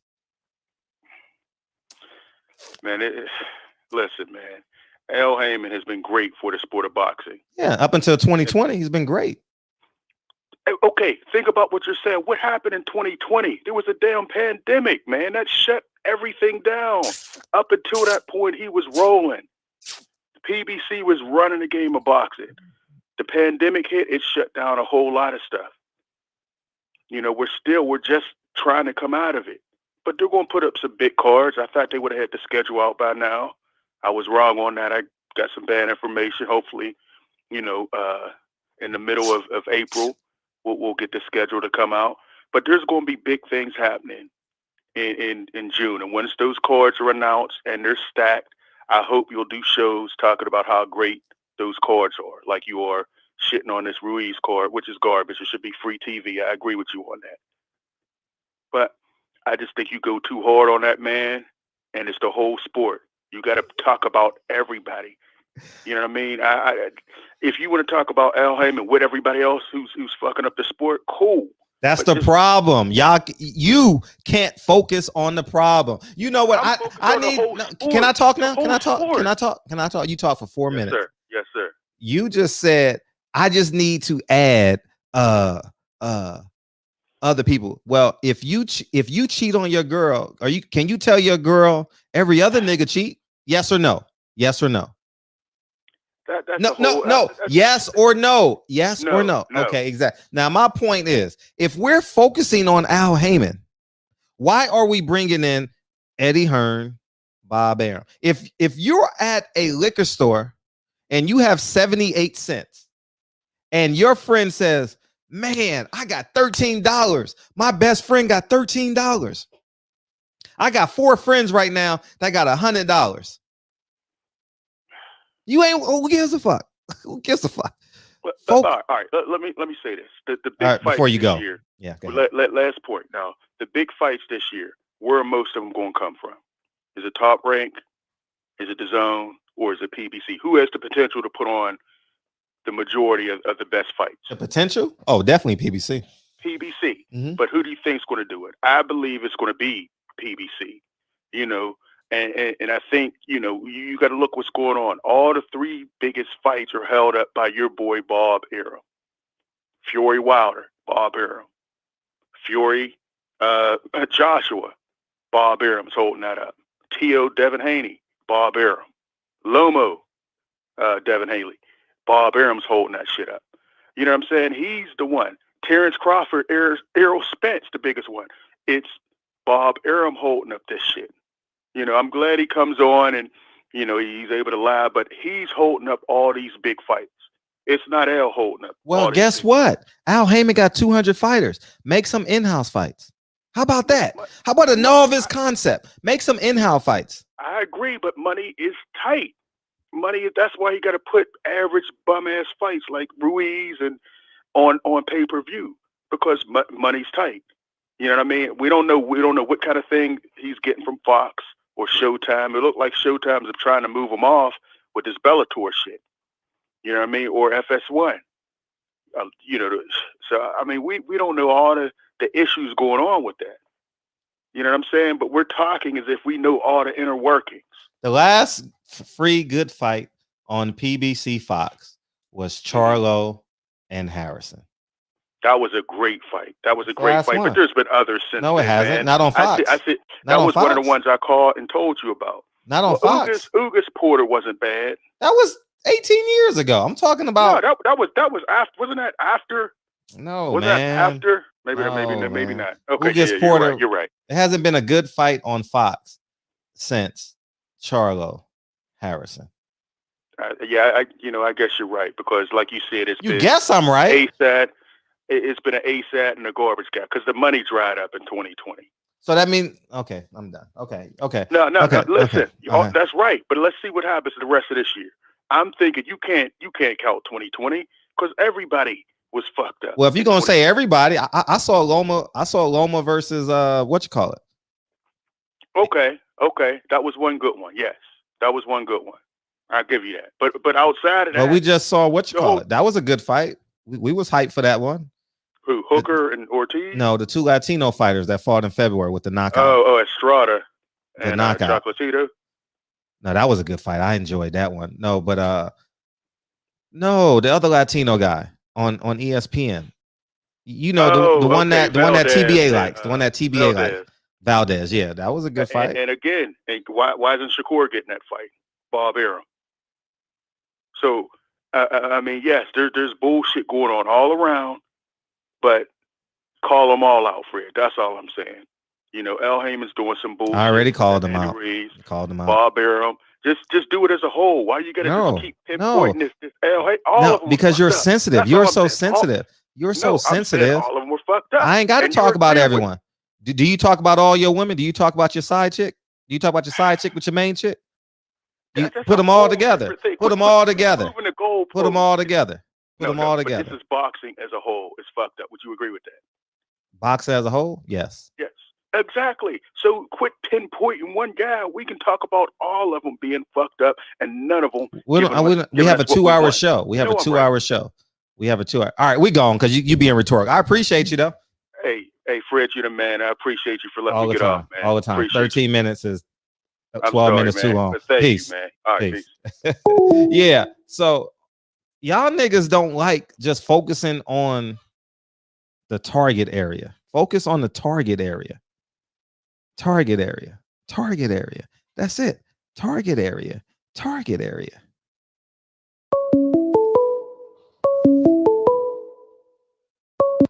Yeah. What's up? What up, Fred? What's up? How you feel? Yeah, I feel with my hands, man, every chance I get. Okay, that's what you got. Yeah, antagonizing game on a bean, baby.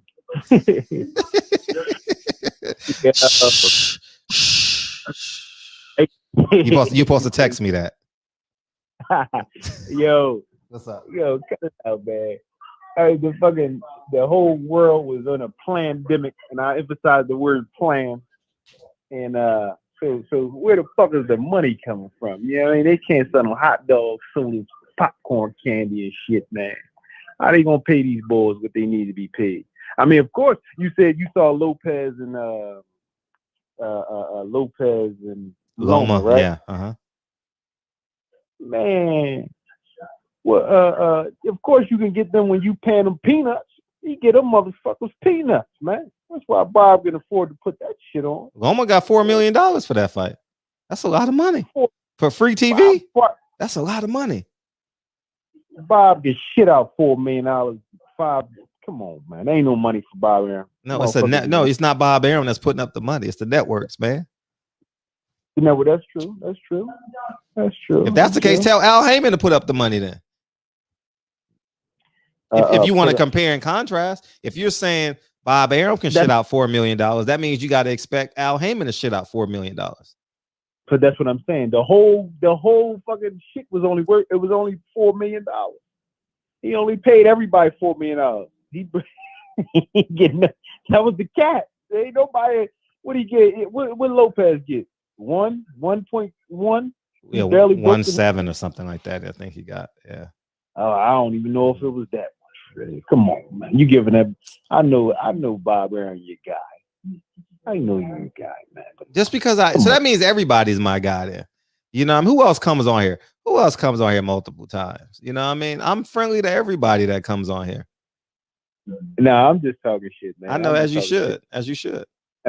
I'm just talking shit, but that card ain't called the whole card. Loma, Lopez, everybody, the whole kit and caboodle. That shit ain't half of what I'll give his fighters, man. Yeah, but man, I wish y'all understood, man. God, I wish y'all understood. Y'all don't get it, man. Yeah, I would pay a nigga.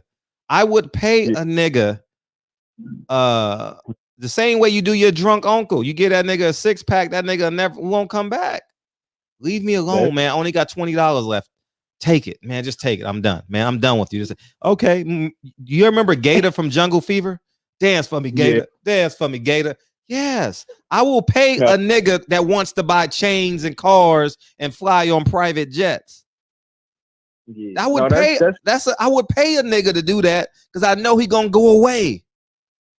Listen, that's fact. I had a little shorty who had to. Whenever we needed a babysitter, we got her mom a 6-pack. Mm-hmm. Yeah, I'm telling you. I'm with you. I definitely hear you. You definitely dropping some jewels in between the craziness, man. I don't see that. I'm gonna keep it a buck with y'all niggas. Yeah. What black fighter do you see in the gym on their Instagram? The fighters that we love. We got some Latino fighters too. What fighter do you see on their stories after they got that $6 million check? 3 weeks later, they're in the gym hitting the bag. I'll wait. I'm waiting. That's a good point. I don't see that. You know why? Because Al Haymon know they want to go spend money, nigga. He comes from the music industry. He knows if you overpay a nigga one time, he only gonna want to see you once a year. Yeah. I'm trying to teach y'all niggas some shit, but y'all niggas falling for the okie doke. Hey, going back to what you said about they gonna get caught on coke. Yeah. David Benavidez is the one snorty by niggas. And I held him accountable too. Go watch my old interview. I said, how you gonna ask for a championship fight when you done fucked up? No, you gotta. That's like saying colored people. No, we gotta be specific. You was snorting coke, nigga. No, you can call it whatever you want to call it. You can call it whatever you want to call it. Drugs, coke, whatever. Yeah, you was on that nut shit, David. You trying to run around here talking about you want to fight. You gonna bust J-Rock. your heart. When's the last time J-Rock fought? J-Rock got a date in December 26th. He still ain't got a card yet. So like, oh man, come on, man. Shit. You know, so I'm just over it, you know. 2 months later, dude caught COVID, right? Since we want to compare and contrast, let's just compare and contrast the rest of the night. Fuck it. Valdez got COVID. Excuse me, Burchelt got COVID. 3 months later, he in the jail. So, so I'm just saying. So I'm just saying, like, niggas, I'm telling you, I will, man. We gotta have a work ethic. We gotta shoot. The work ethic needs to be strong, man. I see what you're saying. I see what you're saying. Work ethic strong. Listen, the reason why it's gonna be hard to beat Canelo, I think Charlo's physically more gifted than him. I think Caleb Plant is physically more gifted than Canelo. I think Canelo. I'm getting my C's mixed up. I think Caleb Plant is more physically gifted than Canelo. I think Charlo is more physically gifted than Canelo. But Canelo will be in shape for a whole year by the time he gets to Caleb Plant. Oh yeah, and he gonna be juiced up on that. Oh yeah. I'm not doubting that neither. The point I'm making is the nigga ain't got to lose 30 pounds. Oh, that's right. Nigga got to lose 10 to 15 pounds every fight, stays in shape, and he's ready. Yeah. He's always 2 weeks away from a fight.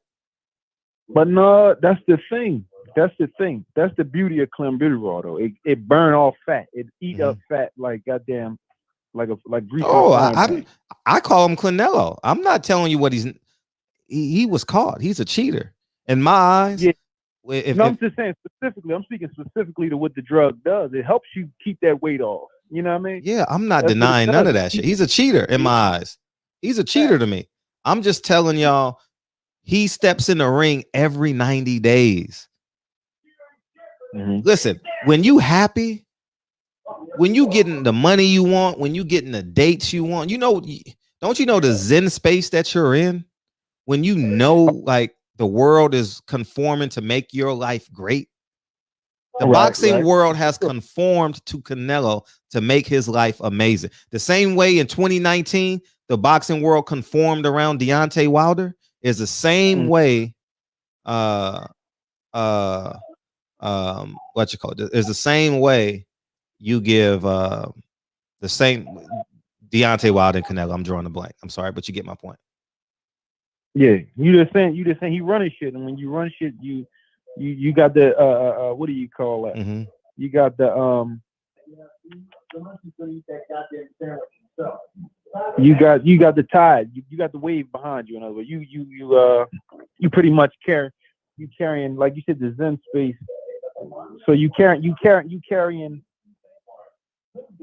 It's like when a team go on a winning streak and shit like that. You know, you got that. Yeah, you got that momentum. Yeah, something like that. Something like that. Yeah, for sure. I get you. Yep, you're right. Yeah, you got the momentum behind you. Yeah, man.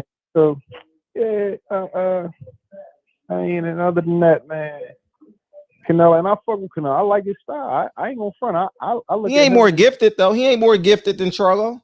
But if they fought in May, he would beat Charlo's ass. I mean, yeah, he would beat Charlo's ass.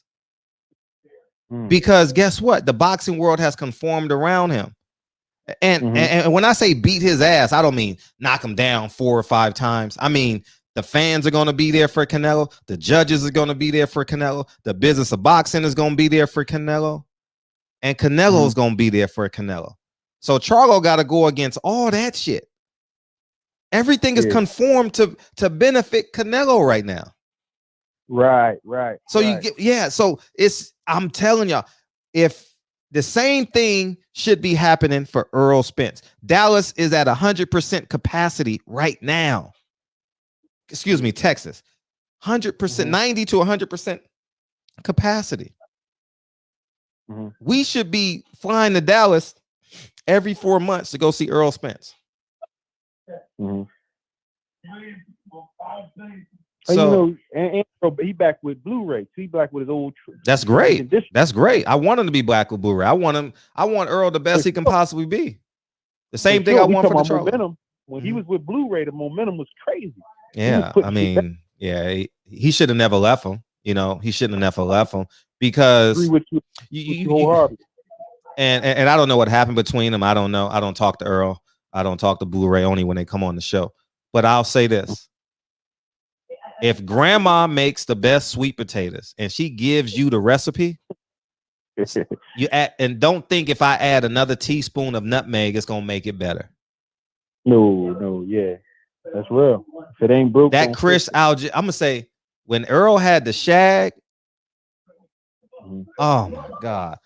I mean, honestly, I see I'm one of these guys, like I'm one of these guys that like I'm back in my workout phase because we're back to normal now. I took like basically a year off. I was bullshitting, working every 4 days. But the point I'm making is when I see a specimen like Earl Spence in the gym, I mean fighting, when Earl did this shit against Chris Algieri, when he knocked him down, I said, holy shit, that nigga's in shape. Hell yeah. I couldn't believe how good his shape. When that nigga turned around and was like, I was like, with the shot, I said, that nigga is in shape. That's real rap. He look is, like that dog. Yeah. He look like that dog on the board that be in the chat. Eli somebody. His shit was peeled. Yeah, that nigga looked amazing. I'm like, I'm going to the gym. I swear to God. When I used to follow Floyd on Instagram, no lie, go check my old Instagram post from 4 years ago. When Floyd got up and ran at 2 o'clock in the morning, guess what I did? Got up and ran. Yeah. No lie. Go check my Instagram post. Go. You can't see my stories, but I didn't have no followers then. But I'm just telling y'all niggas. I used to be watching it. Oh, I'm going to run right now. Put my sweat cream on. Gone. No lie. Every September and May, I put myself through a training camp. When Floyd had that Showtime deal, I put myself through a training camp. All summer, I will be shredded because I got a natural 8-pack and shit. You know what I mean? If I work out and shit, I look shredded. Okay. You know, so I look similar to Earl. I look similar to Earl in my 30s. What's up? You related to Tim Bradley. No, I ain't got them 3D abs. No, Tim Bradley got them 3D abs. No, I don't think no one looks like Tim Bradley. But I'm talking about like the frame, the lean frame and shit. Yeah. Yeah. Okay. All right. More okay. It ain't the bulky muscle. But yeah, no, I ain't got that. Yeah. I know real quick. What the fuck Tim Bradley doing? How the fuck he get that fat? That's for him to be naturally shredded like how he was. Like that motherfucker naturally peeled. Yeah, he was born that way. He's a. It's amazing he don't have enough power with that frame though. You know, I always wonder like why he ain't never had power. That go to show you gotta leverage that shit. Like you be talking, you know what I mean? It's like anything. You don't leverage that shit, you ain't doing it. That's what we talking about physically, monetarily, intellectually. You ain't leveraging what you got. Yeah, and you know who else used to inspire me too? Laura used to inspire the shit out of me. Laura used to, man, I tell you, man, I used to follow Laura. I'm like, that nigga's in shape. I'm going. I ain't lying. That was my inspiration. I watch Laura and shit. That nigga be in shape. His fucking blocks. Sure. You know what I mean? Yeah, for sure. Yeah. So, but I'll be back by May. I'm putting the work in now. I'll be back. I'm trying to get this year off me. You ain't the only one. Yeah. Yeah. And it's closing out of the gym. Leave the liquor store open. Just have a drink. Have a drink, nigga. Right. For sure. Hey man, always a pleasure. This TCP, by the way. Oh, what's up, man? The truck driver. Yeah, no. You just appreciate it. I see you in the chat though. Yeah, man. Be cool, beloved. Guess that nigga hung up. But yeah, man. I got a lot of inspiration from these fighters, man. I can't lie to y'all niggas. For real. You know what I mean? I remember one day I saw Deontay Wilder on a treadmill because I know that nigga don't run. Well, I don't know if he don't run, but the nigga was on the treadmill for the Fury fight. Nigga, I ran out my house so fast and went on a run. I ain't lying. I swear. You don't want to beam in? And this is what it feels like. Hey, what's up? Yeah, I heard you was inspired by Bob Arum too. You Yes, wake up yeah, in the yeah, morning yeah, and yeah, yeah, yeah. grab a wheelchair. Yeah, I was down a hill. Down a hill. But man, Let me we turn went you for out because another I don't think they can 2 hours, hear you. man, Why you didn't on some beam in? bullshit. Huh? Why you didn't beam in? I'm up here folding clothes and shit. Oh, okay. I'm about to go do that too. As soon as I had the show, I'm about to go fold some clothes. But go ahead, Yeah. man. Go ahead and kill me. Go ahead. Man, no, I ain't gonna kill you too much. You know I got antagonized a little bit. But man, you waste your time with this Al Haymon theory. This shit gets you nowhere. But I know we understand Adams you too. can't help it. But come like when you look at this stuff, this Ruiz versus what's that dude, Areola? That's a marketed fight. That's a fight to a specific market, dude. You can't hate on this shit.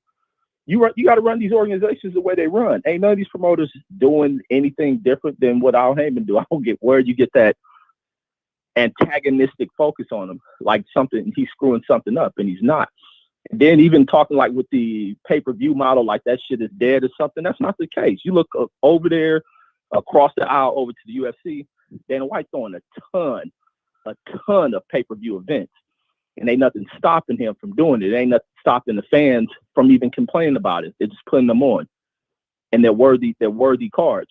You're getting the excitement that you want out of them, even when they ain't that exciting. And they kind of ended some neutralized type, dull type moment. It's still good events because you're seeing those talents inside that octagon together and they're battling it out. But ain't not once nobody's complaining about a pay-per-view card. And the same thing can happen in boxing. They put these cards on, and I know it ain't no Al Haymon. You get a lot of these fighters who get caught in these moments. That's why you can't put a schedule out. You gonna even have opponents like they got a schedule. What they put Shakur on the schedule. Matter of fact, he got a fight coming up. You see an opponent's name with that? No, because you're gonna deal with some homemade fighter who will get on the bill with Shakur Stevenson and duck up out the fight. Pull this last minute shit. They don't want to fight. Then you're dealing with the situation. Does a fighter catch COVID? Now you get a later replacement. This is a hard time to work with.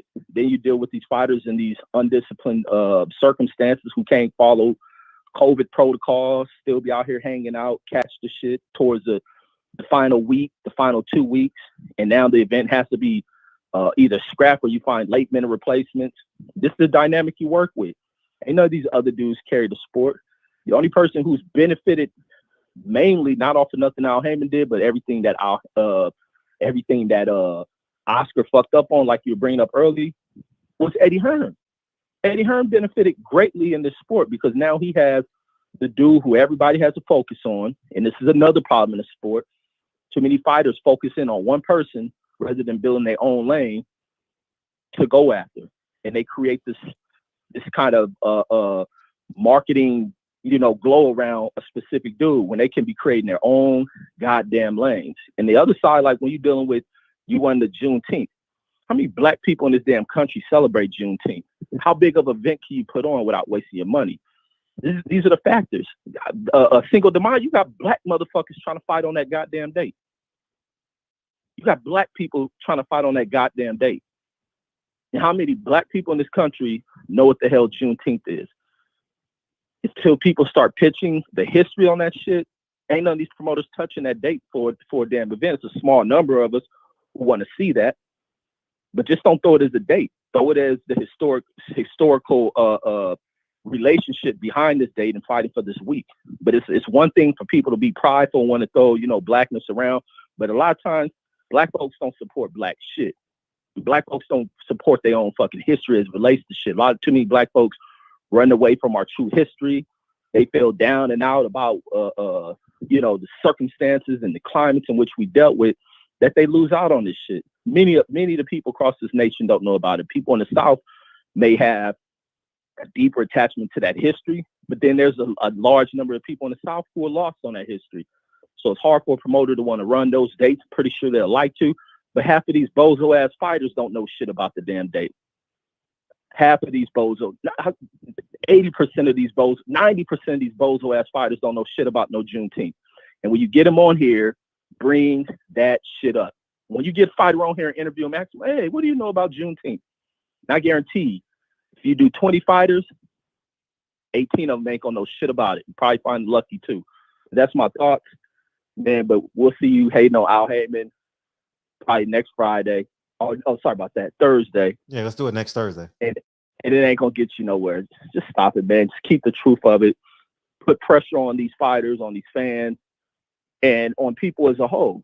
We got to wake up on shit in this country until we ever get shit popping with us getting dates and events that fit us. That's where we got to go. We got to wake up. Ain't no white man on this shit. Ain't none of that. It's us holding each other's back because we escape the reality of shit. We escape the pride of shit. And it seems like we only want to move when someone's hyping us up, making us feel good. Being like with the Malcolm X and all that type of shit.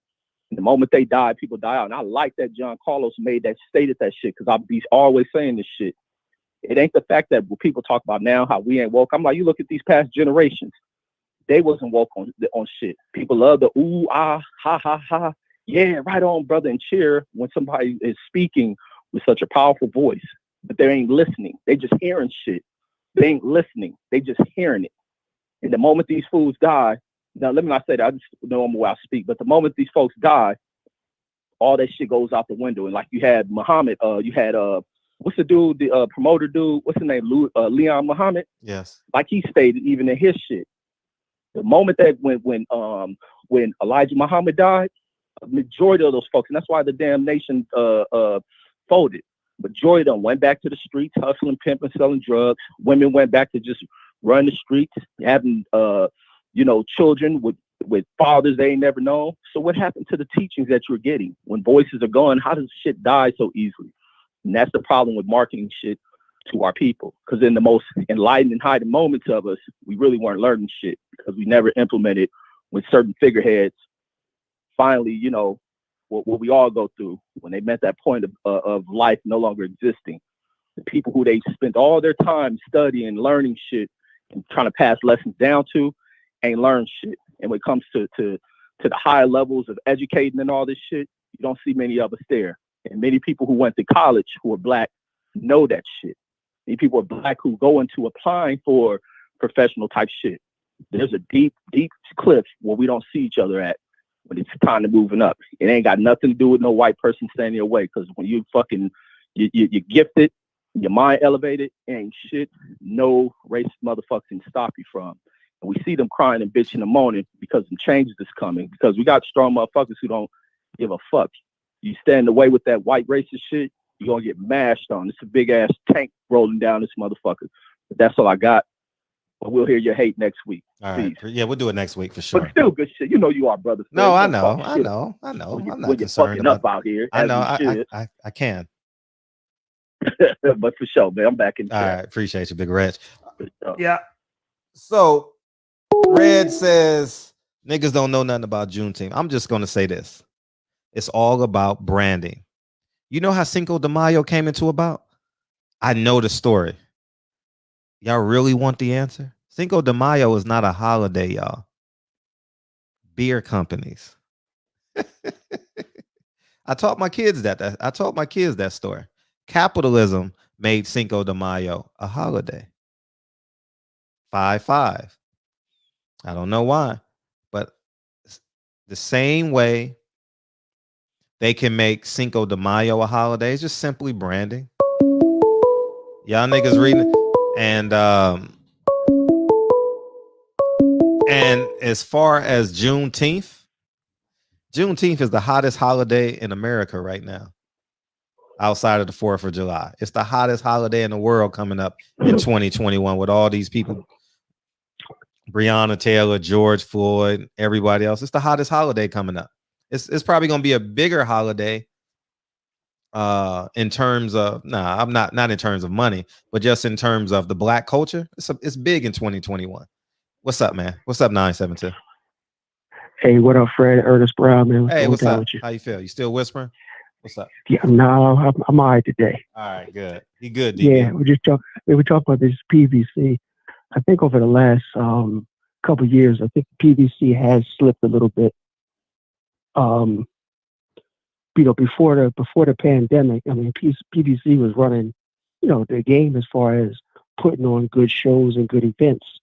But it seemed like since the last 2 years, the visibility of the good fighters that PVC has, we figure they got Spence and Danny Garcia. You almost forget that Spence Garcia fight was just a couple months ago, being that the cards have been so terrible.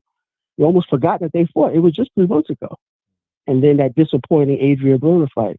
So PBC is definitely slipping. ESPN is putting on some pretty good fights. The Zone is putting on some pretty good fights. So PBC has to really, start stepping up and putting on some decent fights, because I think over the last few years they have fallen behind as far as the visible fights that's going on right now. When you got Andre Durrell headlining a Fox card on TV, you know you got a problem. You got a problem. There's no way at all of those fighters they had, you got Durrell fighting on prime time on Fox. That's terrible. That's terrible. What do you think about that, Fred? I agree, man. I agree 100%. I agree 100%. I think the Andre Durrell card was terrible. You had one guy getting paid and the other guy wasn't getting paid. Durrell was supposed to knock him out by the 9th round. Man, it didn't work out that way. Or possibly earlier. Mm-hmm. And that fight going to 12, went all the way to 12, and then ended in a draw. And that was a bad look. That was a bad look. Real bad boxing. Look. That was a bad look. And you got that on Fox, on prime time TV. I mean, all of the fighters PBC had. Why didn't they put somebody else in that slot? I mean, that was terrible. They might be trying to sell it. I mean, seriously. I'm telling you, they might have been. They fatten up Al Haymon, and now they shucking and jiving him, and now they're gonna shrink him, because guess what? If he goes to Viacom buying it. Right. Viacom ain't doing no partnership, because look what they did to Nick Cannon. They own it. If PBC goes to CBS, Al Haymon doesn't own it. He's not in charge no more. Right. It's over. Right. My thing, what's going? Why don't they, instead of putting? I mean, David Benavidez is one of my favorite fighters. Mm-hmm. But why don't they put Gary Russell on a card just to bring more visibility? I mean, Gary Russell is nice. He's like one of the nicest boxers that nobody don't know about. Mm-hmm. And he's been a champion for about 4 or 5 years straight now. Yeah. But you don't even, if you're just like the fly-by-night fan, if you're not a hardcore boxing fan, you don't even know who Gary Russell is. Right. And Gary Russell is nice. Mm-hmm. Very nice. So I mean, I don't know. I think they need to get some more exposure going on real quick, because ESPN and DAZN, they're winning right now. Yeah. They're winning. DAZN is doing a good job, and I'm gonna tell you why. Because everything is presentation as well too. Presentation is good. Nice. I think Triller got the best presentation. That shit was electric. Yeah. That shit was hype. That shit was good. Yeah. Mm-hmm. Yeah. All right, Fred, man. Y'all be blessed, man. Appreciate you, man. Soon. All the time, man. All right. All right. What's up, DB? You gonna holler at me? So I mean, we just gonna sit back and watch this play out. Niggas can't fight till June, though. Ain't no niggas fighting in May. Ain't no niggas fighting in May. The earliest Earl Spence could fight is June. The earliest Charlo could fight is June. You know why? Because May is branded. They branded May. What is May? Cinco de Mayo. Ho, ho, ho. So why we can't brand June or February? Why we can't brand February? The whole world knows it's Black History Month. You know what I mean? Triller jumped on the Earth, Wind, and Fire. They have? Don't say that, dog. For real? Oh, they did, because they got the verses. You're right. Damn. Yeah. Man, I'm going to tell y'all something that's going to break y'all little hearts.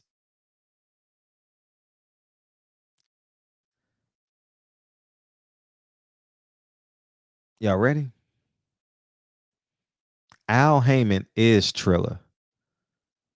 He has the talent to do exactly what Triller is doing to boxing. He had it. He had it in the palm of his hand. In the palm of his hand. I always advocated for that shit. Floyd understood it. Floyd said it in interviews. Floyd said it in interviews a lot. I taught Al I introduced Al to hip hop. Well, he said that a lot. But who gives a fuck? You could have did New Edition, nigga. Who else? You could have did MC Hammer. You could have done Mary J. Blige. He got Mary J. Blige, Maxwell, Drake. Who else? What other concerts out? He New Edition. Those are a handful that I've seen, like when you do your research on the tickets. But yeah, Brandon, what you coming back in here for? DB, I had something to say real quick. Go ahead. The more you talk about Al, the more you jog, the more you make me start thinking about how great he is. He is great. That's DB. I'll wait for you to pick up for DB. Yeah. Wait till you get off. I'm not. Ain't no one coming. Oh, okay. Off. Yeah. So basically, the last caller said the Zone and ESPN is winning right now. That's false. And then you just piggybacked. It was like, yeah, the Zone is winning. What was the last Zone fight? They just had a great flyweight, whatever it is. It was a great fight. What fight was great? It was a good. I'm not gonna sit here. I mean, we got to say what's real and what's real. Fred, no, I'm asking you. Okay, which fight have? I don't know. So it couldn't have been Fred. So which means it couldn't have been that great if you can't recall it offhand. True. See, that's not fair, Fred. What it is these narratives get it pushed. The guy's name. It was a great fight. It can't be great if you don't remember it. Listen, I don't remember half the fighters' names anyway. It was a great. I was completely in tune in that fight. The fight was so good, I didn't even know who why, won. Fred. Why was the fight so good? Because I watched it. Because I watched it. So that's what made it good because you watched it. No, it was Estrada. It was Estrada and Chocolatito. Fight, Fred. That fight was controversial. A judge got suspended. What are you talking about, Fred? Stop it. I said the fight was good, so good. Was it? It was so good. Were you on your period? Fred. On your period? No, I'm just getting a little perturbed at the way you keep spinning. No. You just let somebody get on here and say ESPN is winning. 200,000 people. Wait a minute. Let me make the point. 200,000 people just watched the last fight on ESPN. H Money. Damn. I gotta turn you down. Now it's all yours. Go ahead. You right. My bad. I got a little yell. No, you can yell. I just gotta turn you down. No, I don't want to yell. If I was yelling, I'm sorry. You can do what you want here. Ain't no filter. You can do what you want. I'm just gonna turn you down because you in my ear. I'm sorry. But the point that I'm making is you keep having this narrative of PBC, but we know who's winning in the ratings, who's getting the most eyes on them. PBC average 1 million viewers every time they put somebody on Fox. Is that not correct? We talking about the product. Okay, that's fine. Let's talk about the product. Who's watching? Which product is most popular right now in the market? Which product is most popular? With the most popular fighters, with the most profitable fighters. Total. PBC. Ooh, that's a tough question for real. Cooking him hot, DB. DB, this is why I love you, DB. No, he's not. Listen, they have declining numbers, man. Says who? Compared to what? Themselves? They did what's called. Come on, man. We're not gonna do that here, man. We're gonna talk real numbers because Loma and them did 3 million views. Who? Loma who? Loma and Loma. Who did Loma fight? Teofimo Lopez.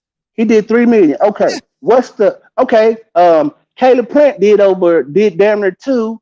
The last person who just fought on PBC did over 1. The last PBC fighter over that, they did 2.5. Fred, which fighters have the most eyeballs on them and the most popular and the ones that we believe as a group, as a promotional group, are making the most money? PBC and Al Haymon, correct? They get the highest ratings on free TV. They have you see PBC fighters on the most networks. You see PBC on Showtime. You see PBC on Fox. You see PBC fighters on the new app that you sitting here touting. You see PBC fighters on there, Fred. So how's Al Haymon not doing his job? Okay, he's doing his job, man. No, I'm asking you if they on 3 different platforms. I explained his fighters. Right, but Al Haymon fighters on 3 different platforms. Is that correct? They on Triller, they on Showtime, and they on Fox. Now, let's talk about these fight dates you talk about. Now, Deontay Wilder was fighting only 2 times a year. I never heard you say a word. I never heard you campaign like this because you was fine with it because you have bias toward D and you like him as a person. But the rest of these fighters, we can see, and you won't admit, which I know you know that that's an Al Heyman model, that's a PBC model for them to fight like this based on health and longevity. Ain't that what it looks like this is, Fred? They fighting like this because it's based on health and longevity. But the narrative you putting out is they don't have dates. PBC slipping. The money's not there. That's not fair, Fred, for you to say that. And not only that, let's get back to Canelo speculation. We or none of us don't know nothing about Canelo's deal. All of that is speculation. And you use that to build an argument against Al Heyman, against black fighters that we don't even know to be true. That was a disingenuous argument, Fred. You argued against something that's not a fact. It's basically like a straw man argument. You presented Canelo as this top fighter, and you said, well, they was ready to break the bank for PBC and give him $7 million to give him the whole PBC. That's not correct because you can't prove that. The only thing you could do is prove on speculation or innuendo. Otherwise, you don't have facts. But I had to call back in and say that ESPN is not winning right now. The Zone is not winning right now. The most popular fighters in the world as a collective belong to PBC. The fighters who are watched the most belong to PBC, and the fighters who get the most media coverage belong to PBC. So let's stop this fake PBC and Al Heyman hate. Because he don't line and stream out the fighters the way and present them the way you would like him to. Let's just say that. But the bash them, I never heard Charlo get upset for fighting one time a year. When I see Charlo on them, or you see them going live, they look happy. Everybody looks happy. The only person that's complaining, Fred, about the PBC and driving this narrative is you. So once again, thank you for letting me cook. I appreciate the patience. I know you don't agree, but DB, keep up the good fight, brother. Thanks. Thank you, my brother. Yes, sir. Peace. All right. Peace. I'll just appreciate you, man. It's just a brainwashed man. This man talking about quantity. Yeah, you get the most numbers, you got the most fighters, you get the most numbers. You want the biggest network, you get the biggest numbers. If you're pulling from 340 million people that get free TV, don't you know 100 million people watched worldwide the Rumble in the Jungle? What was that number for the Rumble in the Jungle? 100 million people? 90 million, something like that, some crazy number. Come on, man. I'm just saying, if you're on Fox TV and you're pulling from 370 million Americans, and maybe you got another 20 million undocumented, yeah, it's free TV.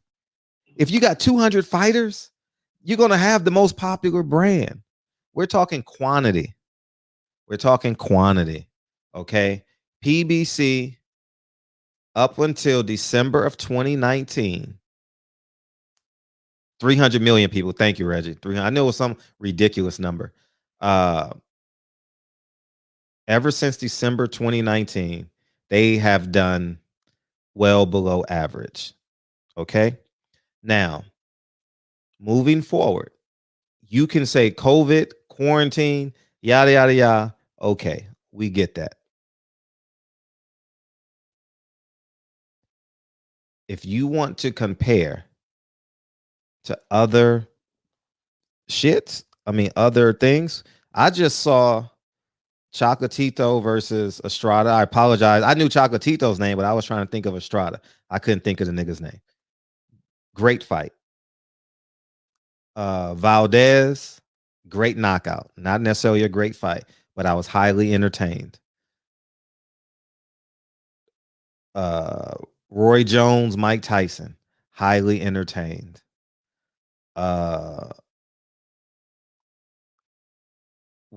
What's the guy's name from Vegas? At 122, highly entertained. Great fight. Angelo versus highly entertained, right? Because we're only doing quantity now. All right, we only doing quantity. That's 4 fights that I've named. 1 is from PBC. And we're only doing main events. I don't feel like going through no undercard. Teofimo Lopez versus Loma. That's 5 fights, right? 1 of them is PBC. Cool Boy Steph, thank you. I don't know why I be drawing blanks. What's another good fight? Main events. That fight that had 9 knockouts. I still ain't seen it yet, but everyone was raving about it. I don't even know the fighters' names that fought in that fight. That's 6 fights, right? Dillian White versus Povetkin. It's a really good fight, right? 7. We only doing COVID. Virgil Ortiz Hooker. Good fight. We'll call it a good fight. That's 8. And this is a 100% honest list. We ain't doing no favorites or nothing. Okay. I'm just gonna disprove them so easy. Crawford Brook, that wasn't a good fight, was it? I don't know what that. Nakatani and was a good fight. I enjoyed that fight. Was Nakatani versus Verdejo? How was that fight? DB, would you consider that a good fight? Nakatani versus Verdejo? Yeah, good fight. Good fight, 9. Would you consider Earl Spence, Danny Garcia a good fight? Yeah. Good fight. That's 10. So we just did 10 fights off the top of our head. 2 of them are PBC fighters. 8 of them are others. I don't feel like dealing with that. So Nakatani versus Verdejo. Verdejo was winning and got clipped, and he lost, got knocked out. So the point I'm making is, if you want to deal with the quantity of number, and that's what he's talking about, who get the most views? It's going to be PBC. They got the most fighters. They fight on the biggest network. But in terms of quality of fights, in terms of pleasing the boxing fan base, they've gotten 20% of the market shares in terms of the 10 fights that I could think of off the top of my head. All right. And if you want to keep on going, we can keep on going. I don't think Jamal Charlo versus was a good fight. I think Jamel Charlo versus Rosario was a good fight. I thought Jamal versus was a boring fight. The guy just did this and came forward, and Jamal just jabbed him right hand. And he had some good, Jamal showed flashes of good shit, but it wasn't good. So that's the point I'm making. So that's 3. That's 3 out of 11. Any other fight that y'all want to think of that I'm missing? And we only doing main events.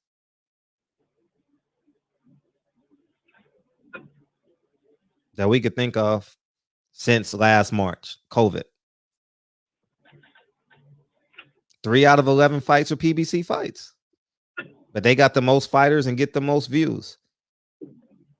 Brandon, you wasted your time for 10 minutes. Because PBC should have 10 fights. Based off of his numbers, they get the most views. They do the most. And I'm just talking. Tank Leo, was that a good fight? Yep. You think so? We'll add it. 12. 4 out of 12. That's 33%. I didn't think it was a good fight. Because we knew the outcome. Like, it wasn't it was a great finish, though. It was a great finish. We don't know the outcomes of fights. I mean, it was a very predictable. I mean, come on, man. I don't think that fight was like it was KO of the year. So we'll just add it because it was KO of the year. So we'll add it. 4 out of 12. I don't want to make this a debate. Pulev Cole, that wasn't a good fight. Anthony Joshua versus Pulev. I thought that shit was terrible. Any other fight y'all want to add? That's 4 out of 12. Any other fights? So we can just call 4 out of 12, 33%.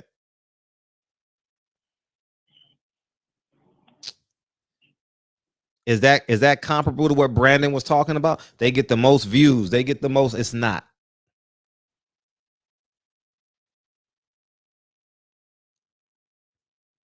So that's all I'm saying. Go ahead, DB. All right, man. Listen, if you have a point with something that you want to drive home, cool. It's not a problem to have 1 point. But when the narrative keeps changing, when you move the goalposts, when you use analogies and then somebody uses the same analogy that you use or the same style of an analogy that you use to combat what you're saying, and then you change it up and tell the person that they can't use it. I mean, we go from one thing, it's from calendars and dates, and then it goes to, no, let's talk about viewership. And it goes from viewership to quality versus quantity. And then it changes to per capita. And then it changes to return on investment. Then it changes again to Al's managerial responsibilities and his management style. And then it changes to marketing strategy. And then it changes to the fighters' purses. Just take one thing and then drive it. But when you have all of these different things, so I'll ask you this right here. Tell me 5 things that Al Haymon does better than everybody else. Don't think too hard. Just tell me right off the top. Because if we're talking about all these things, and it's obviously you have them in your head and in your heart and you've studied them, right? So tell me 5 things right off the top that Al Haymon does better than everybody else. This includes Eddie Hearn, Oscar, Spatula, Old Man Bob, Kathy Duva, all of them. You can't. So when what are you talking about? You said better. What do you mean you said better? What do you mean? I was about to answer. What are you talking about? Okay, well, it took you a long time because if I said, tell me 5 things that Al needs to improve on, you would have been going this fast. But go ahead. I'm sorry. Can you ask the question again? Yep. Tell me 5 things that Al Haymon does better than everybody else. 5 things you want to praise Al Haymon about right now. That he does good. He keeps his fighters together. He keeps them happy, presumably.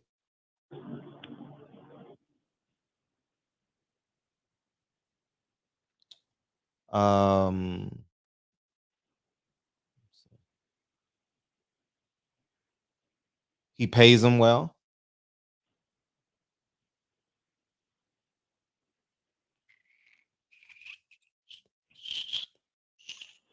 What the fuck is this? I got all kind of crickets running through my house. Oh, it's not my house. That's on the phone. Let's see. He pays them well. He keeps. It appears to me only Varnes Marderosian has come out. I mean, a few others they left. Danny Jacobs wasn't happy. You know, Austin Trout left, but they don't say it publicly. They do it with their actions. I'm trying to think like what is something. I mean, Earl fights in his home city. Jamal Charlo fought in his home city. So he does things. He does things that the fighters wants personally.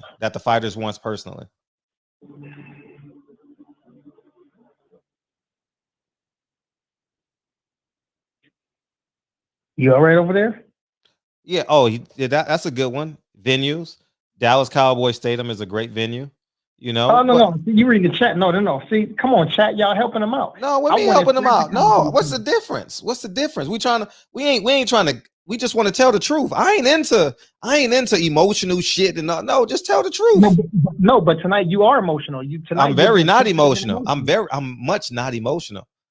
You just gave me an emotional response. Tell me that you're not. I'm not emotional. No, I'm not. I just know if I use Al Haymon's name and talk about him, you get worked up, and this whole chat gets worked up. And now you're on it. You're on the plane trying to defend Al Haymon for something that he's not doing. He's not giving us the fights that we want. No, was I defending that? Yeah, because you're trying to prove me wrong, which means you're defending an Al Haymon argument. I'm not trying to prove you wrong. Okay, go ahead. I'm saying if you want to play fair, then take it straight down. Then play the. You get emotional. You can't talk. Straight down the middle. You can't talk. You get emotional. No, I'm hungry. Shit. All right, go ahead. But I'm saying if you're gonna be fair and what they call that, I can't remember the saying right now. But you know, if you're gonna play it straight down the middle, play it straight down the middle. You can't keep changing and you've been doing it this entire time. When you listen to the playback, I'm gonna listen to the playback and I'm gonna be recording. I'm gonna be sending you little clips of it. You don't have to. I'm biased. I'm biased. I'm biased, and I changed the goalpost. That's fine. So what I said to fix all that, let's just compare everything. Forget it, because I ain't want to go back and forth with you niggas. I don't want to go back and forth with you niggas. I really don't think PBC has a fight that's better than Frampton and Herring on their schedule right now. I don't. On whose schedule? as a main event fight. Herring, I don't think PBC has a better fight than Frampton and Herring right now on their schedule as a main event fight. Oh, so PBC does have a schedule. They have an April schedule. Oh, but so there's a schedule. I mean, ESPN is booked till June 12th. I'm just saying. But there's a schedule. Yes or no? There's a 30-day schedule. I think it should be 3 months. Like I said. I understand. I understand that, but I'm just asking you a direct question. There is a schedule, though, correct? Yes, there's a schedule. Yes, sir. Okay.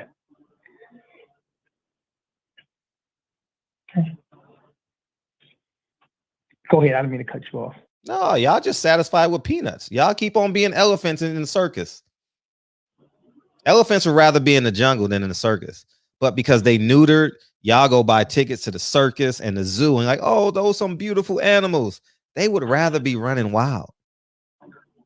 No, I'm vegan and kind of animals. I don't support the circus. Well, it's a great fight. I think Ennis Lipinets is a great fight. I think Ennis is a Lipinets. I think that's on par with Frampton and Henry. I stand corrected. That's on par with that fight. It may even be better, but we haven't seen Ennis in the big fights yet, so we can't say how he's going to perform. But it's on par with that for sure. I stand corrected. Even while you're sitting, huh? What'd you say? Oh yeah, even while I'm sitting. Yeah, even while I'm sitting. For sure. Yes, indeed. Oh man, I can't wait until I think we get right up past the summertime and see if there's 4 or 5 cards that we can watch, and we can come back and revisit this.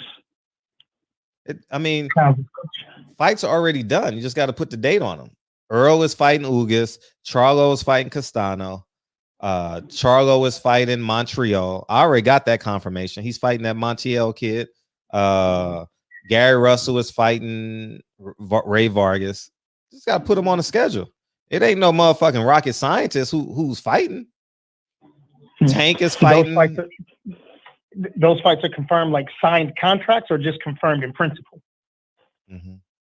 What'd you say?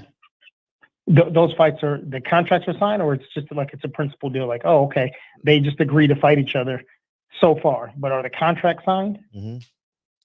I don't know if the contracts are signed, but I mean, right. But then they can't put it on the date if the contract's not signed. Oh yeah, you can. Yeah, you can. No, you can. No, you can put one person on there. No, you can't, because according to Kenny Porter, you don't get a contract till fight week. He said that in 100 interviews.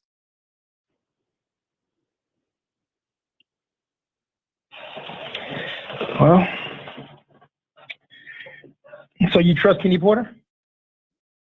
I'm just saying what I'm only dealing with facts. I'm only dealing with facts. Yeah, I mean, he said it.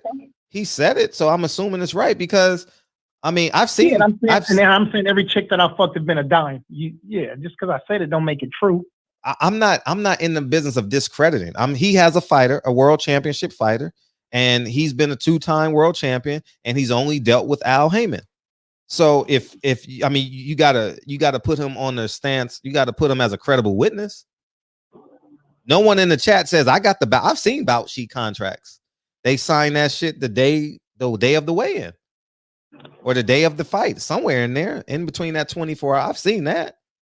That's crazy, because nobody that I know, dudes from my gym that just box, and my homies that just box, I don't see nobody get no fucking contracts 2 weeks before the bout. I don't know. You got to ask Kenny Porter again. I mean, if someone ever gets a chance to interview him, I mean, I'm just being honest. Like, we'll ask a PBC fighter when they come in, so we can have better clarification. I'm only going off what's public knowledge. Who does Taze fight for? Tay Jones? Yeah, is he on PBC? I think he's independent, because he's fighting on he's fighting in April 10th. That's another fight we got to promote. April 10th. I'm trying to think. Okay, yeah, you know what? We need to get at Batman in. Trying to think of somebody that we have contact with and we can ask this question to. I don't want to ask in a month from now. I want to I want to get this shit figured out. Tony Harrison fighting April 17th. They just announced that yesterday. Yesterday would have been March what? 24th, 23rd. 23rd. So he's probably fighting in a bubble. But I'm just saying, if you got fans, how you gonna promote that? You know what I mean? So Well, actually, now I don't. Matter of fact, he's probably fighting in the bubble. They can't get a contract 2 weeks before, especially right now. They have to isolate for 2 weeks. So it's got to be at least a month out. I'm being honest. I don't know. I mean, the next PBC fighter that come in here will ask him, how does the contract work? Do you sign with your promoter and Al promise you the date, or is it 2 contracts? Do you sign with your promoter contract? I don't know these things. This is a good question. Batman. I'm sorry. I've just seen Batman. Oh, there he is right there. There he is right there. Ask him. John Page, our good brother. Ask him. Hey, Batman. So question. I don't know if you heard that about the contracts. So, are you guys getting contracts? And I guess since more than one of your brothers are fighting, are you getting contracts 2 weeks before the fight, or do you get more time, or are they different for each guy?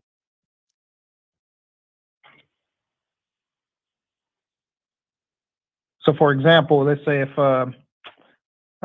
Gary Antoine is getting ready to fight on May the 1st, is he going to get a contract 2 weeks before? From or the day of, or a month before, or something like that. Right. Yeah.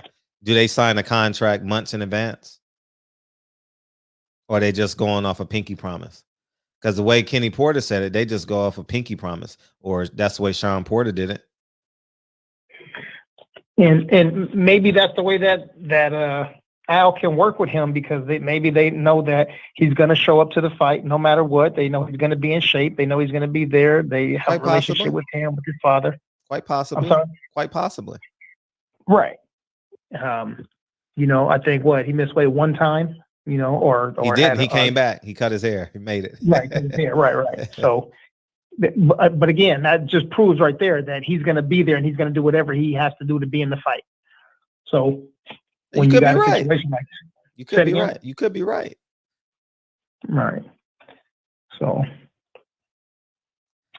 I don't think a contract can be signed until the network. I mean, I don't know. I don't have an answer for that. I really don't, because Bob will be on. I'm gonna ask him. Ask him how he does his business with the contract, so we can have some comparative analysis. Yeah, Bob's gonna say whatever sounds better than what he thinks or knows that Al was doing. No, but he doesn't know we're comparing.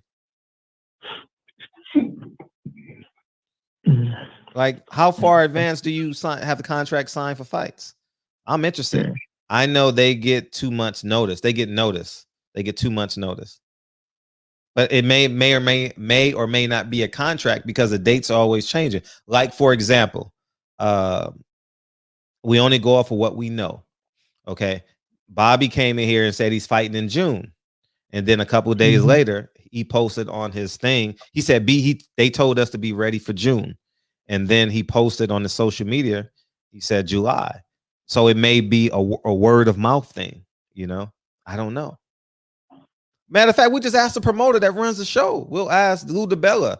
I'll call Lou DeBella this weekend, and maybe we can ask him. We'll have Samson supposed to be on here. I'll call him again. Maybe Samson can ask those questions. Like, how does it work? I don't have the answer to that. That's a good question to ask. I don't wish I knew the answer. Oh, damn. Earl sent me a DM. He said, want to get Dewey Cooper on before the fight, before Francis fight. So that's perfect. If we can get Dewey Cooper on, I don't have a contact to him. Anybody have a contact to Dewey Cooper? Yeah, Earl he just DM'd me right now. Who? Earl. Oh, what's up, Earl? Yeah, okay, for sure. So if we can get Dewey on, we can get that answered. Plus, we can also talk about the new heavyweight champion, Francis Ngannou, at the same time. Well, have him come in Sunday. Have him come in Sunday. No, but that's after the fight, though. He's training or no? Yeah, he's Francis' striking coach. Well, we ain't got room for him, so let's get. Okay. Oh, but maybe we can get him on next week. Like, Okay. so because it's only gonna be a 10-minute interview. Shit, if we get him on before this fight. Yeah. I mean, shit. Well, they have to the way that they do it in the UFC, they have to quarantine. So for the next shift, well, we'll do whatever you want to do, DB. He's just stuck in a hotel. He's stuck in a hotel. DB, we'll do whatever you want to do. Friday, I'm home. Okay. I ain't going nowhere. Okay. I'll be home. Saturday, I'll be home. I ain't going nowhere. I ain't got to go. All right, I'm heading back with you when we done here. All right, good. Yeah, that'll be dope. All right. But anyway, we got to this because I was talking about the fights being on the calendar or not. And I'm saying that they can't put these fighters on there if they haven't agreed to the fight. Because what's going to happen? You're going to have a dude like you, right? You're going to go you're going to book a plane and a hotel and buy fight tickets. You're going to take Lincoln, you know what I'm saying, and take me, and 3 people are going to go down there. We're going to spend thousands of dollars, and then all of a sudden, that's not the fight that's going to happen. Yeah, they're not going to do that. So they may put, like I think how somebody just said earlier, Shakur has a fight, but it says TBA, and not Tone Brown Alvarez, but it says TBA to be announced. Charlo just said that on the show. He said opponent TBA. I'm fighting in June. Opponent TBA. I know, Fred. That's what I said, but you said no. You said the opposite of that. No, I said I said they should do that. I said that 2 weeks ago, 3 weeks ago, 4 weeks ago. At least we know he's fighting TBA, so we can plan around it. Okay, I'm hearing voices in my head. Then I'm fucking. No, I said that. I think I was the first person to say that. TBA. They should. Okay. All right. Oh shit! It's 12:23, man. We're ready to wrap it up, man. Kyle over there probably having a heart attack. You know what I mean? Yeah, and everybody here tired of hearing you bash on OG Al. Oh, P Good said it may be different when the fighter has his own promotional company. Yeah, I don't know these things. Like, I'm being honest. That's the one thing not the one thing, one of the 100 things I don't know. That's a good question. Because we should. Yeah, I'm interested to know the answer. I want to know how Top Rank does it. I want to ask Bill how DAZN does it. And we can ask when's the next PBC fighter you got coming in? Say again, Robert, you cut out. Andre Berto is coming in April 21st. That's the next PBC fighter I have on. Honestly, that's it. I don't have no fighters on next month. All humans, all non-fighters. Okay. All right. So I don't know. Get this notice from we can squeeze them in. We'll have Tony Harrison. Maybe we can get Tony Harrison on April 11th. Maybe April 11th. I'll call him. That's because he has a fight that week. So maybe we'll get him on for a couple minutes or so. April 11th. Okay. All right, family, put y'all cities and y'all neighborhoods in there, man, before we get out of here, man. So y'all can do that right now. And while Fred get a closing remarks, man, we had a great show with Ananda Lewis earlier, man.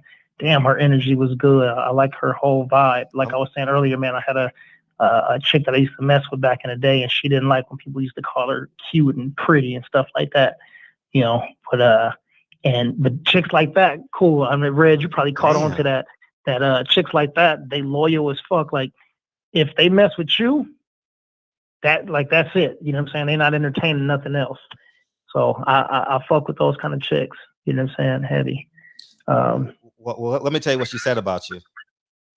I had so much fun with DB. I'm serious about returning longer. So if they are, just send me the link or whatever I need for tomorrow night. So she want to come see you tomorrow night, DB. Yeah, I'm down with it. Yeah, 10 o'clock hours. The 10 o'clock hour is free. Shit, because Flip gonna be gone. Maybe he'll stay longer. We'll get them both on at the same time. Shit. Hey, that'll be dope. That'll be dope. Shit. Why not make our own history? Yeah. She fine as hell too. Man. She fine as hell. She a beautiful woman. I wasn't even like not her beauty, but just like her grace, like putting on your makeup and turning and knowing that she got a shoulder line open and you know what I mean, little shit like that. Like I like that women shit. Like, Yeah, and for somebody to overcome the shit that she overcame, man, that's the optimism. Yeah, like that. You already a fighter. You had that fighter spirit, and I remember listening to her say something to somebody in an interview. If somebody backed her to a corner, she was like, "I'm gonna take off." Yeah. I'm like, "Damn!" She said, "Take off." Yeah, she got that. She didn't say punch. She said, "I'm gonna take off." I'm like, "Oh yeah, she LA in the motherfucker." Yeah, said she don't take off, but and then having to deal with cancer, man. That's cancer is the most evil thing that can happen to your fucking body. Yep. You know what I'm saying? And yeah, man, that shit is just, I like it. I like it. I loved it. And so, like when y'all were talking about being vegans, I was inspired. I went and had a balsamic vinegar salad for dinner. I did. And I was like, I want some food that's alive. I want to eat some alive food. I had some lettuce and some tulum tomatoes. How you say that? What kind of tomatoes? Tulum? How you say them tomatoes? Tulum? I had them tomatoes, those funny colored tomatoes. And heirloom. I was like, dude, what the fuck you come out? Tulum in Mexico, heirloom. I had some yeah. I'm like, you thinking about nip. You know what I'm saying? I told y'all, hey, I'm telling you, man. They grow tomatoes in the. My brain shuts down after the kids go to bed, man. Y'all getting the worst version of me, man. I'm telling y'all niggas. I'll be the smartest nigga in the world talking to a 6-year-old. You know what I mean? Shit, I'll be a genius. Man, them niggas go to bed. I turn into a straight dummy. You know what I mean? Look at Reggie hating no rabbit food. I'm telling you, nigga, I had a salad and a granola bar for a snack. And I'm about to go get some pistachios and some orange juice and listen to the cow. You know what I mean? Yeah, no. Hey, Reg, baby girl said next time we go out there, we're gonna have a plant barbecue at Reggie's. I'm like, yeah, we is. He gonna love this shit too. Watch. Yeah, man. And that's another thing I want to do. Hey, look, check it out. I was asking Reg where this vegan restaurant was at. He knew exactly where it was, man. Don't fall for that shit. Reggie tried to act like he a meat and potatoes kind of guy. He knew exactly where it was. He's like, oh yeah, it's a half a mile down here, make a right and turn into the driveway. In Vegas? Yeah. Yeah. He drive by it all the time. Nigga be going on dates. Nigga be lying and shit. Nigga Derek Jackson and this shit. This motherfucker. Hey, don't that nigga like Derek Jackson though with the V-neck and shit? That nigga look like Derek Jackson, nigga. That's Reggie Jackson, nigga. Hey, man, nigga all in the outfield and shit. Nigga trying to steal plays.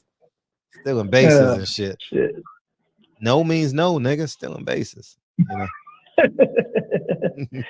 Yeah, that's right, DOG. Cherry and plum tomatoes. That's where they at. All right, bro. Who you want to get some love to, man? Man, nobody. None of y'all niggas. Fuck all y'all niggas. Shit, I think you had two, three people with you. Nigga, I put out a diss record tonight, nigga. Fuck all y'all niggas. I'm on my motherfucking Nas Ether shit tonight, nigga. Fuck all y'all. Fuck Reggie. Fuck Brandon. Who else? Me, you gotta put me in there. Brandon. Fuck Mike Weary. Fuck DB. Fuck Mike Weary the Great. Who else? Who else? PGB Big Dog. What's his name? PJB. PGH. Anyway, PGH Big Dog. You too, nigga. And who else? JP. Don't come back tomorrow, nigga. You got your nickname. You got your nickname privileges revoked. And who else? And D-Man Jr., my cousin. D-Man. Yeah, y'all niggas don't come back tomorrow, nigga. Don't come back. Hey, you know? Phantom brother, old brown nose and ass. Yeah, my nigga, man. My nigga. Yeah, Phantom. I was in Chi-Town, man. I should have hit you up, dog. The first caller in the history of the barbershop was Phantom Brawler. The first person in the history of the show. Phantom Brawler. It was a test. I had a tech guy. I pulled that nigga out of Best Buy. I said, I don't know what the hell I'm doing. I said, I ain't gonna lie. I said, how much money you make, dog? I said, whatever you make, I'm gonna pay you to take the day off, nigga. Come help me. Come on, nigga. I paid him for the whole day. Nigga, he said, I'll be there in an hour. I said, cool. Done. And he helped me out. That's how we was doing the first shows and shit, because he was showing me what to do. You know, and I kind of watched him to do it. You know, I kind of, because I was watching YouTube and shit, and I was like, this shit ain't sounding right. You know what I mean? Like, y'all can't hear. Remember, y'all couldn't hear me, and I was pulling shit, and we had that fuzz sound, that yeah. So, and he hooked it up, and Phantom Brawl was the first caller. You know what I mean? I should have hit you up when I was in Chi-Town, dog. My buzz. I was only there 16 hours though, so I had, but you get me. But yeah, so, but yeah, man, yeah, nickname privileges. Hey, I got 2 toddlers, man. Leave me alone, man. Hey, you take anything away from them, I'm taking the air away. They think everything. Oh, God. You only could use 2 crayons instead of 3.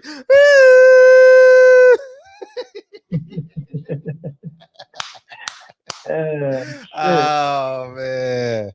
Oh man. Fred, I don't want to get nobody no love, man. Y'all got the links, man. Drop the links. Big Tank, drop your links. Drop all 3 of your links. Drop the link to your channel. Drop the link to the store. Drop the GoFundMe. Fred, put the GoFundMe in there. We need to put some cups of coffee in there. JJ, put the link in there.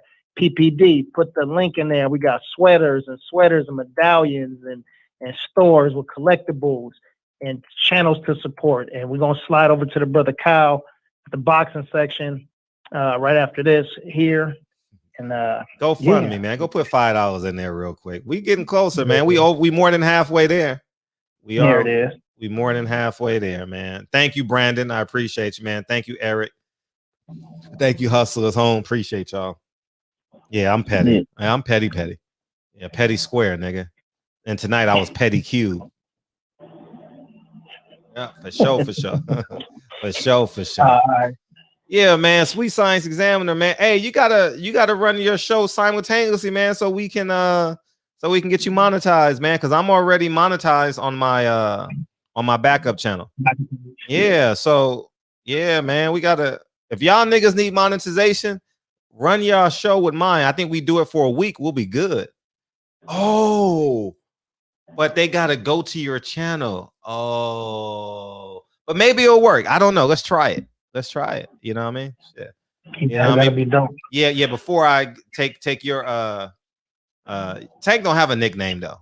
Tank don't have a nickname. Tank is a nickname, but we ain't gave him a nickname from it. We gotta. I mean, he got 4 nicknames: Sweet Science Examiner, Tank. You know what I mean? Mr. Loyal. Yeah, when your name Big Tank. Yeah, your name Big shit. When your name Big, I need to stop talking about the nigga. Shit, fuck it, nigga named Big Tank. I'm done, nigga. That's like fucking with a nigga named C-Bone. Nigga named C-Bone in LA. Nigga got 2 guns on him. Like, what you gonna do with a nigga named C-Bone? That nigga. Where you from? Homie, I'm from LA. What's your name? Big Tank. Like, oh, okay, it's all good, homie. That's a big crip you talking to a nigga named C-Bone. Nigga, that's like the hardest name in gang banging. It is. Tell me a nigga from every nigga in the gang got a nigga named C-Bone. That nigga hard to the motherfucker. Yeah, no, my cousin is Bone and shit. Yeah, exactly. You don't fuck with niggas named Bone. Nah, leave them niggas alone. Leave them dudes alone. You know what I mean? Man. It's like a nigga named Speedy in football. You know the nigga fast. Nigga, leave that nigga Speedy. You know who he is. Anyway, D-Bone. Yeah, C-Bone. Yeah, C-Bone. No, it's with a C though. Yeah, nigga named C-Bone. You call him Mr. C-Bone. Yeah, them niggas Crips, nigga. Real Crips. Yeah. All right, man. Y'all asked me. Oh, come on, man. We having fun. Hey, I'm sorry, Kyle. 3 more minutes. So nigga, like nigga said, how you know so much, Fred? Because I grew up in LA, nigga. Like, people say, how you know so much about the whole stroll? Because I grew up in LA and I was in strip clubs. I graduated from high school at 17. You know what I mean? My mom didn't know I was going to strip clubs and shit. You know what I mean? I lived on 135th and Corderi. I don't know if y'all know where that's at, right? 135th and Corderi is 3 blocks from a strip club on 135th and Crenshaw. Okay. And I can go up 3 blocks to Rosecrans and make one and go a half a block, and I'm at Stars. So go figure, man. Like, you know what I mean? I was 17 with $120 in my pocket. Nigga, I was wide-eyed and bushy-tailed. You know what I mean? So Yeah. go figure. You know what I mean? And I'm not no dummy. So I know if a nigga named C-Bone, I'm done. Like, nah, cool. We playing. I was gonna pick you first, nigga, but I didn't know if you wanted to play. You know what I mean? Like, you know, I didn't know if you wanted to play, dog. You know what I mean? You usually over there talking shit, smoking your blunt. You know what I mean? Trying to punk niggas, you know. But you know, I got you, C-Bone. You know what I mean? We gonna win this game real quick, and we gonna kick a Miguel's gonna go to soccer practice after this game, but I got you, dog. All right, we gonna play after that. That's Mount Carmel Park, in case y'all don't know, on 71st and Hoover. All right, that's how the conversations went.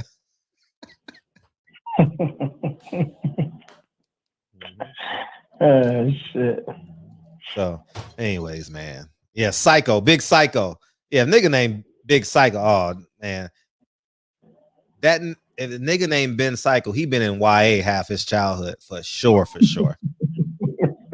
Am I lying? Yeah. Big Psych. Oh, Big Psych like it right now.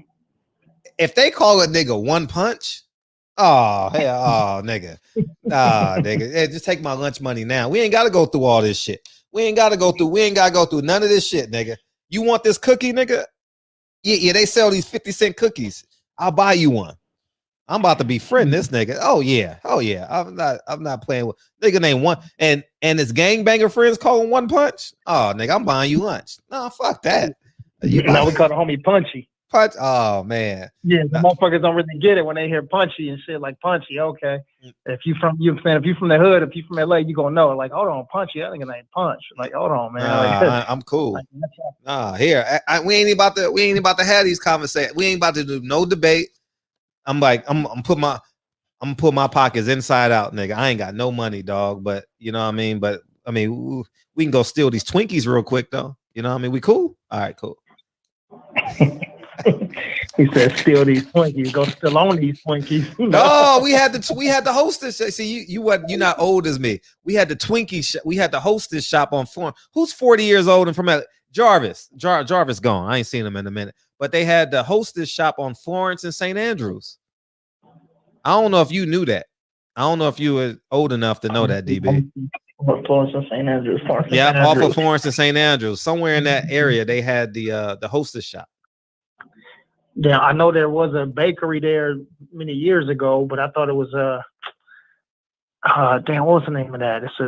But it was a bakery in Helen's Grace. Is that what the shit was called? The Mexican bakery is still there. No. Oh, not that black. one. Okay, no, it's not a bakery. It's a hostess shop, and you can get them discounted prices. You know, they put the slash on the plastic and shit. If they cost $1, you may get them for 35 cents or some shit. You know what I'm talking about, Tank? The Sweet Science. Yeah, you my age, Tank. Yeah. It's between St. Andrews and another street, but it was right there. I think it may be a hair salon now or something. Yeah. We used to leave there. It used to be a drive up. It used to be a drive up store where you would get like we used to get a 99-cent thing of punch and share it. Yeah. So.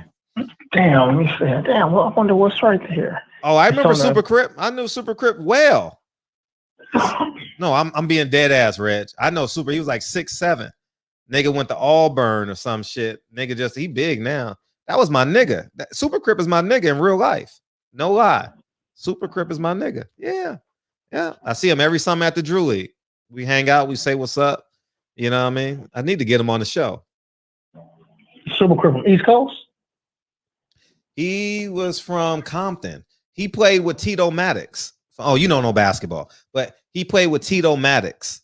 If y'all remember Tito Maddox. Wait, hold on. How you go back up for a second? Tell me I don't know basketball. No, but that's my era though. Like I'm 43, you 29. Oh, okay. So, yeah, I wasn't saying you don't know NBA, but I'm saying Tito Maddox is my era. He played for Fresno State and then he played for the Houston Rockets for his cup of tea. But yeah, wholesale prices. That's what it's called, wholesale prices. Yeah, and Tito Maddox and Super Crip, they were together somehow. I don't know if they played on the same high school team or something, but they was always together and some shit. So yeah, I know them. I don't know Tito Maddox, but I know Super Crip. Yeah, big ass nigga, power forward. Yeah. Yep, I'm thinking David. about Super Low. That's what I'm thinking about. David Super Low. Hamilton. Let me Google this. That nigga was a bad motherfucker. Yeah, he should have been an NBA player, man. He had the size and everything. Yep, Super Crip. He called me Lil Fred, man. What's up, little man? You know what I mean? All them niggas call me Lil Fred, though. When I'm in the basketball circle, they all call me Lil Fred. So, and half of them don't know my name, but they just know I'm being around. I trained all them niggas. Mm-hmm. Peanut. Man, this was a fun show, man. I'm glad I got y'all riled up. So Wednesday, so we gonna do Haymon Wednesdays? That's what we doing? Man, hell no. You gonna do Al Haymon Wednesdays? Gotta wake y'all niggas up. Hell, you still? I know I'm still little. Yeah, I'm still little, but I'm a grown man. You don't call a grown man. You know, I mean, the young niggas don't call me little, but you know, yeah. When you get my age, you understand like you just an old nigga and shit, and you know, so they just call you. They call you OG. They call you OG now. They call me, you know, them old nigga names. Onk. You know, yeah, I'm serious, man. That's what they call me. They OG, nigga. Yeah, nigga. I was playing basketball about a year and a half ago. Them niggas called me OG for the first time in my life, and I said, the first time I got called OG, and I was a good basketball. I ain't played in 2 years, but I still could bust their ass, right? You know, not every day, but I don't know when it's coming. But it comes maybe once a week or something. I never knew my basketball game was gonna show up, but you could see the potential and shit. But it just, and them nigga picked me, so I got OG. I said, huh? I said, I swear to God, I had a moment, dog. Yeah, they called me OG, right? I had a moment I said, them niggas called me OG. I thought I still look young and shit. I'm like, nigga, old now. Nigga, I said, all right, let's go, nigga. I'm OG now. You know, but anyways. Yeah, Bunchy and Thumper. Yeah, you knew. I ain't fuck with no nigga named One Punch. If his best friend calls him One Punch, nigga, I'm cool. I ain't got no reason being there. Nah, I'm cool. Nigga. DLG said, yeah, you're right, Fred. My nieces say, "What's up, Unc?" Yeah, old ass nigga. Yeah, that's basically saying you old ass nigga. That's a synonym. Yeah. I mean, if I call somebody OG, I don't just say OG to any old body. You know what I'm saying? Mm-hmm. Like, I mean, if OG is an OG. You know what I'm saying? Just because you got some gray hairs, because your fucking hair don't grow on your head no more, don't make you an OG. Right. You know what I'm saying? You gotta spit some sort of game or some sort of wisdom. Mm-hmm. You gotta hit me to something. Right. And yeah. Just cause you I'll call you bro or something. Yeah. I don't think I've ever. When's the last time you felt gangster, DB? The last time I what? When's the last time you felt gangster? Reggie Owens. When I was at the park and gave that motherfucker that combo. Oh, the last well, my experience. He walked up to me asking me where I was from. Uh-huh. So, you know what I'm saying? Yeah, that was that last month. Yeah, I remember. Yeah, you were. Yeah. So my OG, my gangster experience is not even. I mean, it's like laughable. You beat a nigga up, but I remember the last time I felt like a gangster, gangster. You gonna laugh, nigga. The 50 Cent album, the first 50 Cent album. Get Rich or Die Trying? Hell yeah, nigga. Yeah, I felt hard than a motherfucker. I was like, yeah.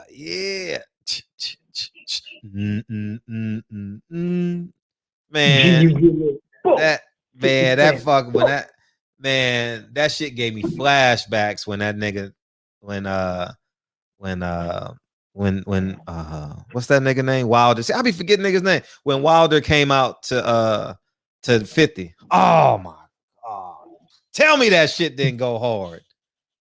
Yeah. Let's say yeah. What up, cuz? What up, cuz? Man, what up, gangsta? What up, gangsta? What up? Man, I'm telling you, You dog. gonna walk around like I got an S on my chest, man. That's a semi-auto with a vest on my chest. Yeah.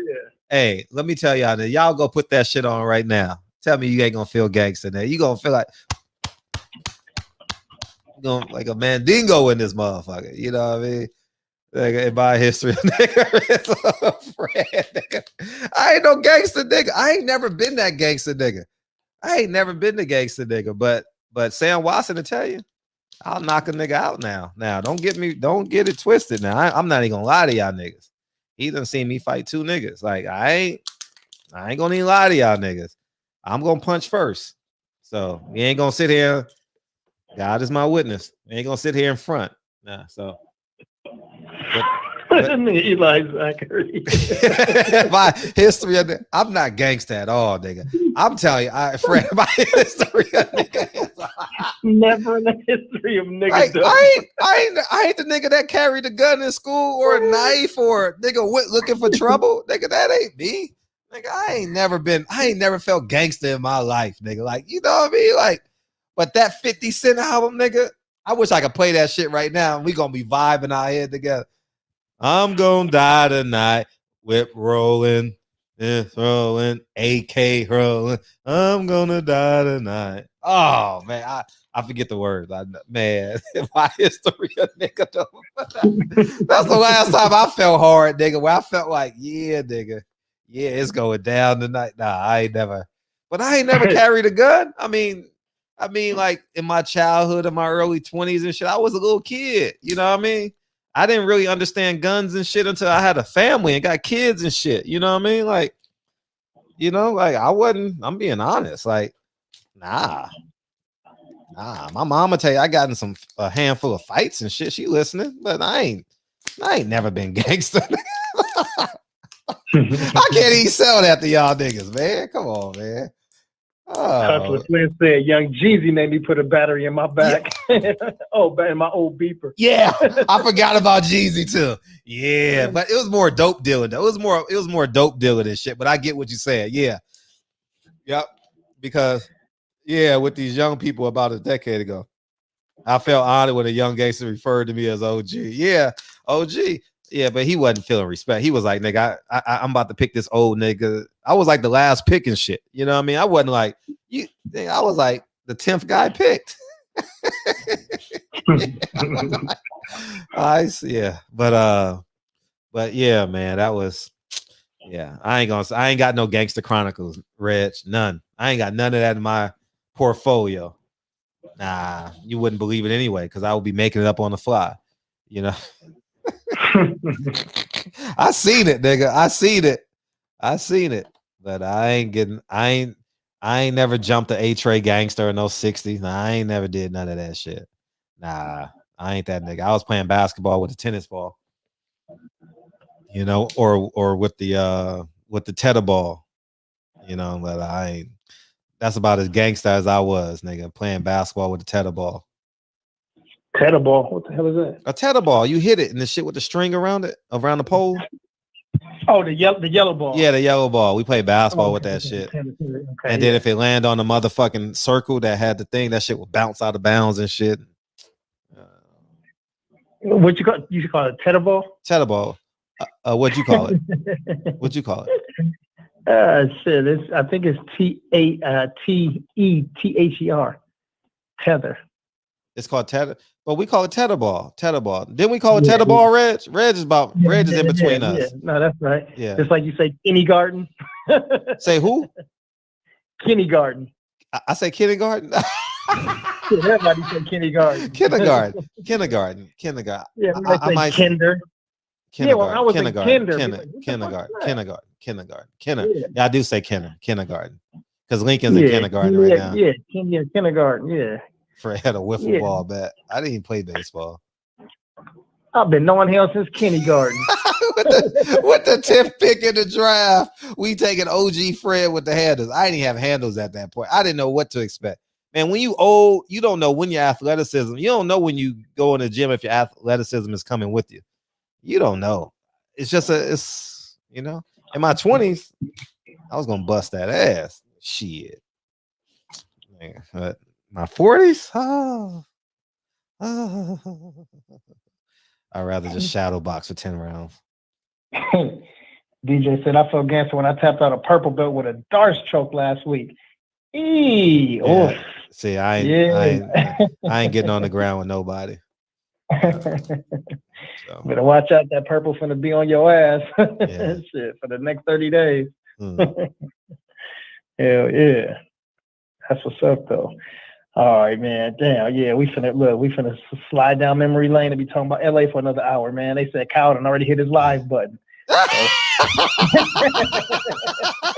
My bad, Kyle. Yeah, I'll be thinking about my Achilles too. I ain't gonna need a lot of you, Boxing Truth, sir. I'll be thinking about everything, elbows, everything, Achilles.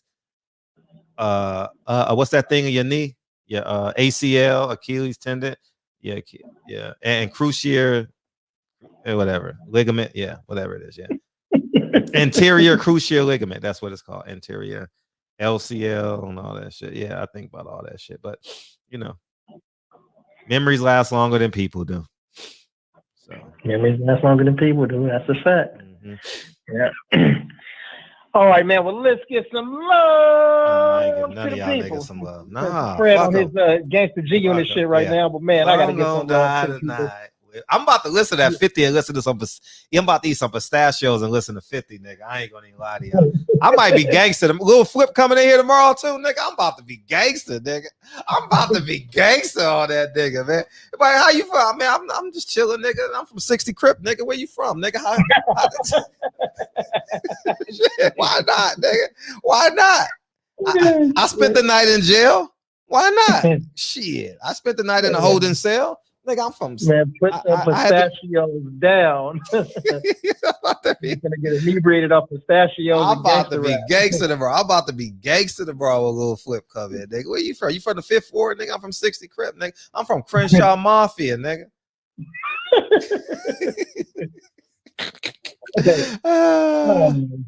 Fred gonna come in tomorrow with some lokes on and shit. Oh yeah, I'm coming hard tomorrow. Nigga. I'm about to be gangstered up, nigga. I'm about to go to Sloss and Swap Me right now and wait. I'm gonna beat the Koreans there. I ain't lying. About to get me. I'm gonna crease it. I'm gonna go get some starch. And then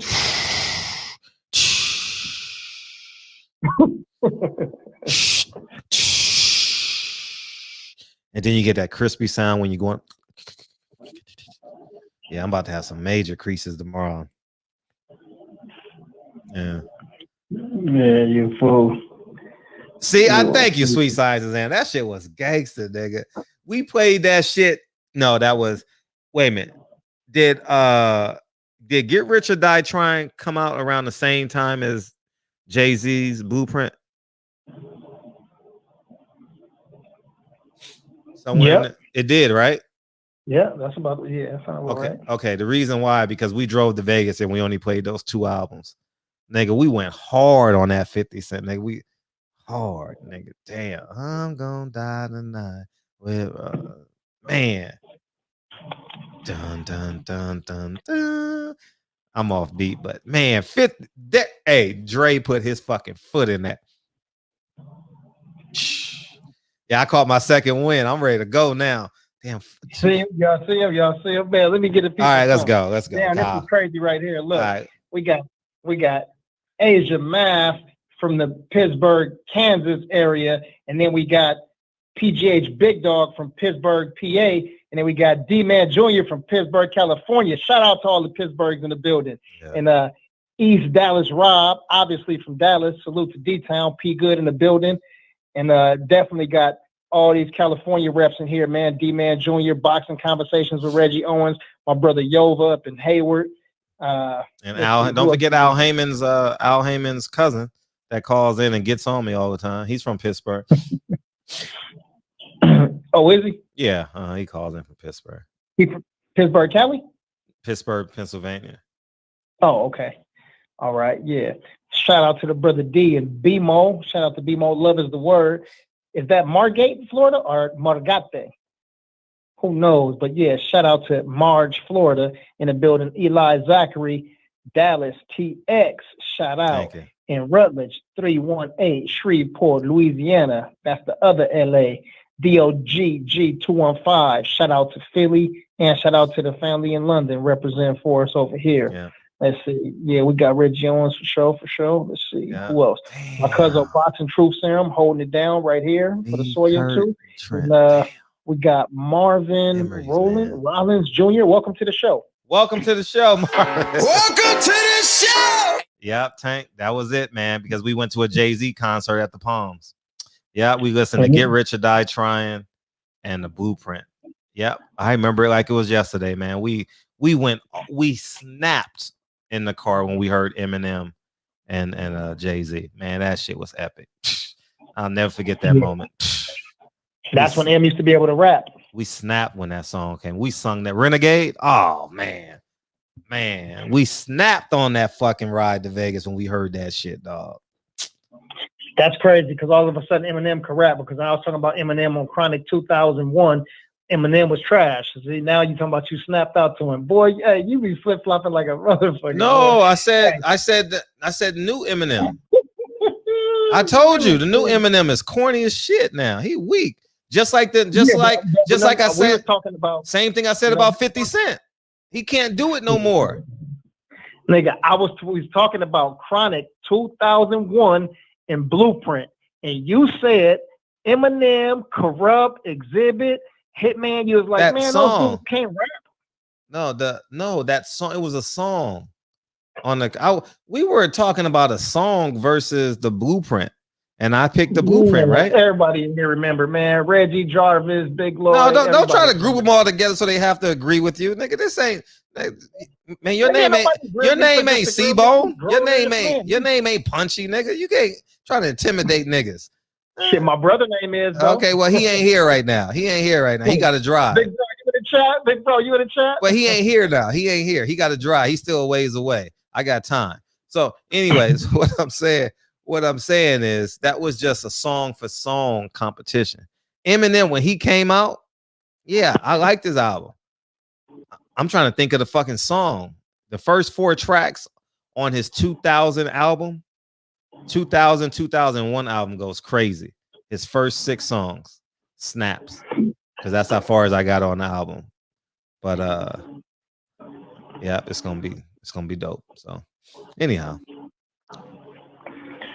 All right, let's see. And then we got Frederick Hawthorne the second, aka Phantom Brawler. Shout out to you. Got Sherman Callahan, my cousin. What up? Eli, yeah, we got Eli Zachary, Matrix R. Shout out PGH Big Dog. We got you already too. Let's see. And of course, my brother Big Tank, the Sweet Science Examiner. Big Texas, ATX, Cletus Smith. Cletus? What up, Cletus? Ernest Brown in the building. We talking too loud. Ernest Brown. Shout out to Ernest Brown. Facts. You know what I'm saying? I'm gonna wake up the family. Facts. Mr. Tennessee himself, Hustler Slim in the motherfucking building. Yeah, we got P Good already too. Got Love is the Word. Yeah, got East Dallas Rob for sure. All right, man. I think let me see. We get to make sure we don't miss nobody, man. We don't miss nobody, man. We love y'all. Yeah. Okay. Josh, salute to you, Josh. Thanks for coming out. DJ, of course. Yes, indeed. Yes, indeed. Yeah. Okay. Got you. Yes. All right. I think we did pretty good, man. I think we done locked them all up. Mark Frelin. Yes. Cosmic Gold 2019. And Brick Boy Jones. He said, fuck everybody. Salute to you too, brother. Yes, indeed. Thank you for that. Always include me in that. Yeah. Look, Cosmico said, what about me? I see you. I had to run down the list. Cosmico. What about us? What about us? Yeah. And shout out, man. I don't know where Rob G at, but you know, we're gonna play your part for you, man. And Peoples Hernandez getting ready to drop the mics on us, man. But yeah, we're gonna slide over to the Brother Cows, man. Let's get out of here and see y'all in less than 24 hours. Lil Flip gonna be in here, man. Have y'all questions ready, man? Let's have a great show. Have a good night for everybody we don't see at Cows. Catch y'all in a minute. Play the song, Fred! Got you, big homie. Appreciate y'all tonight, man. I dare anybody to go listen to Heat off of that Get Rich or Die trial. Man, that whole shit is fucking classic ass album, dog. Oh man, this shit about to be. Hey, man. Sunshine by Flip is my shit, nigga. I'm rocking that shit. Right. Yeah, that shit is a bang, right?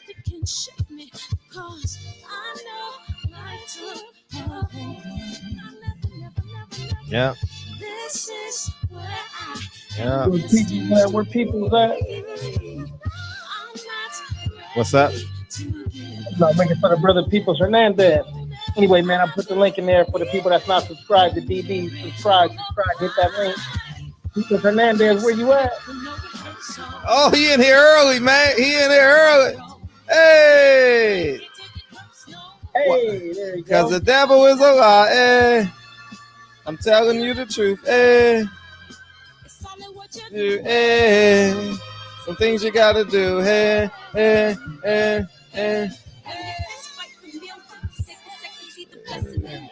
When much expected, much is given.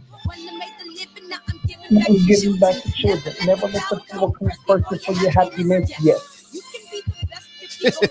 Okay. Your persistence. Whatever you was singing, nigga. Sound like Floyd. Yimmer. I hear it, but I know you said champ. The moment is true. No backing down. Hey, that game over shit is cold too. Game over. Flip. I'm off beat, but yeah, you got it. Hey. Just my personal statement, running game like an ace. Bobbing and weaving and changing it.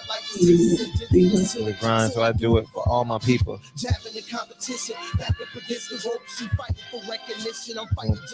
Hey. So you gotta give back, give love.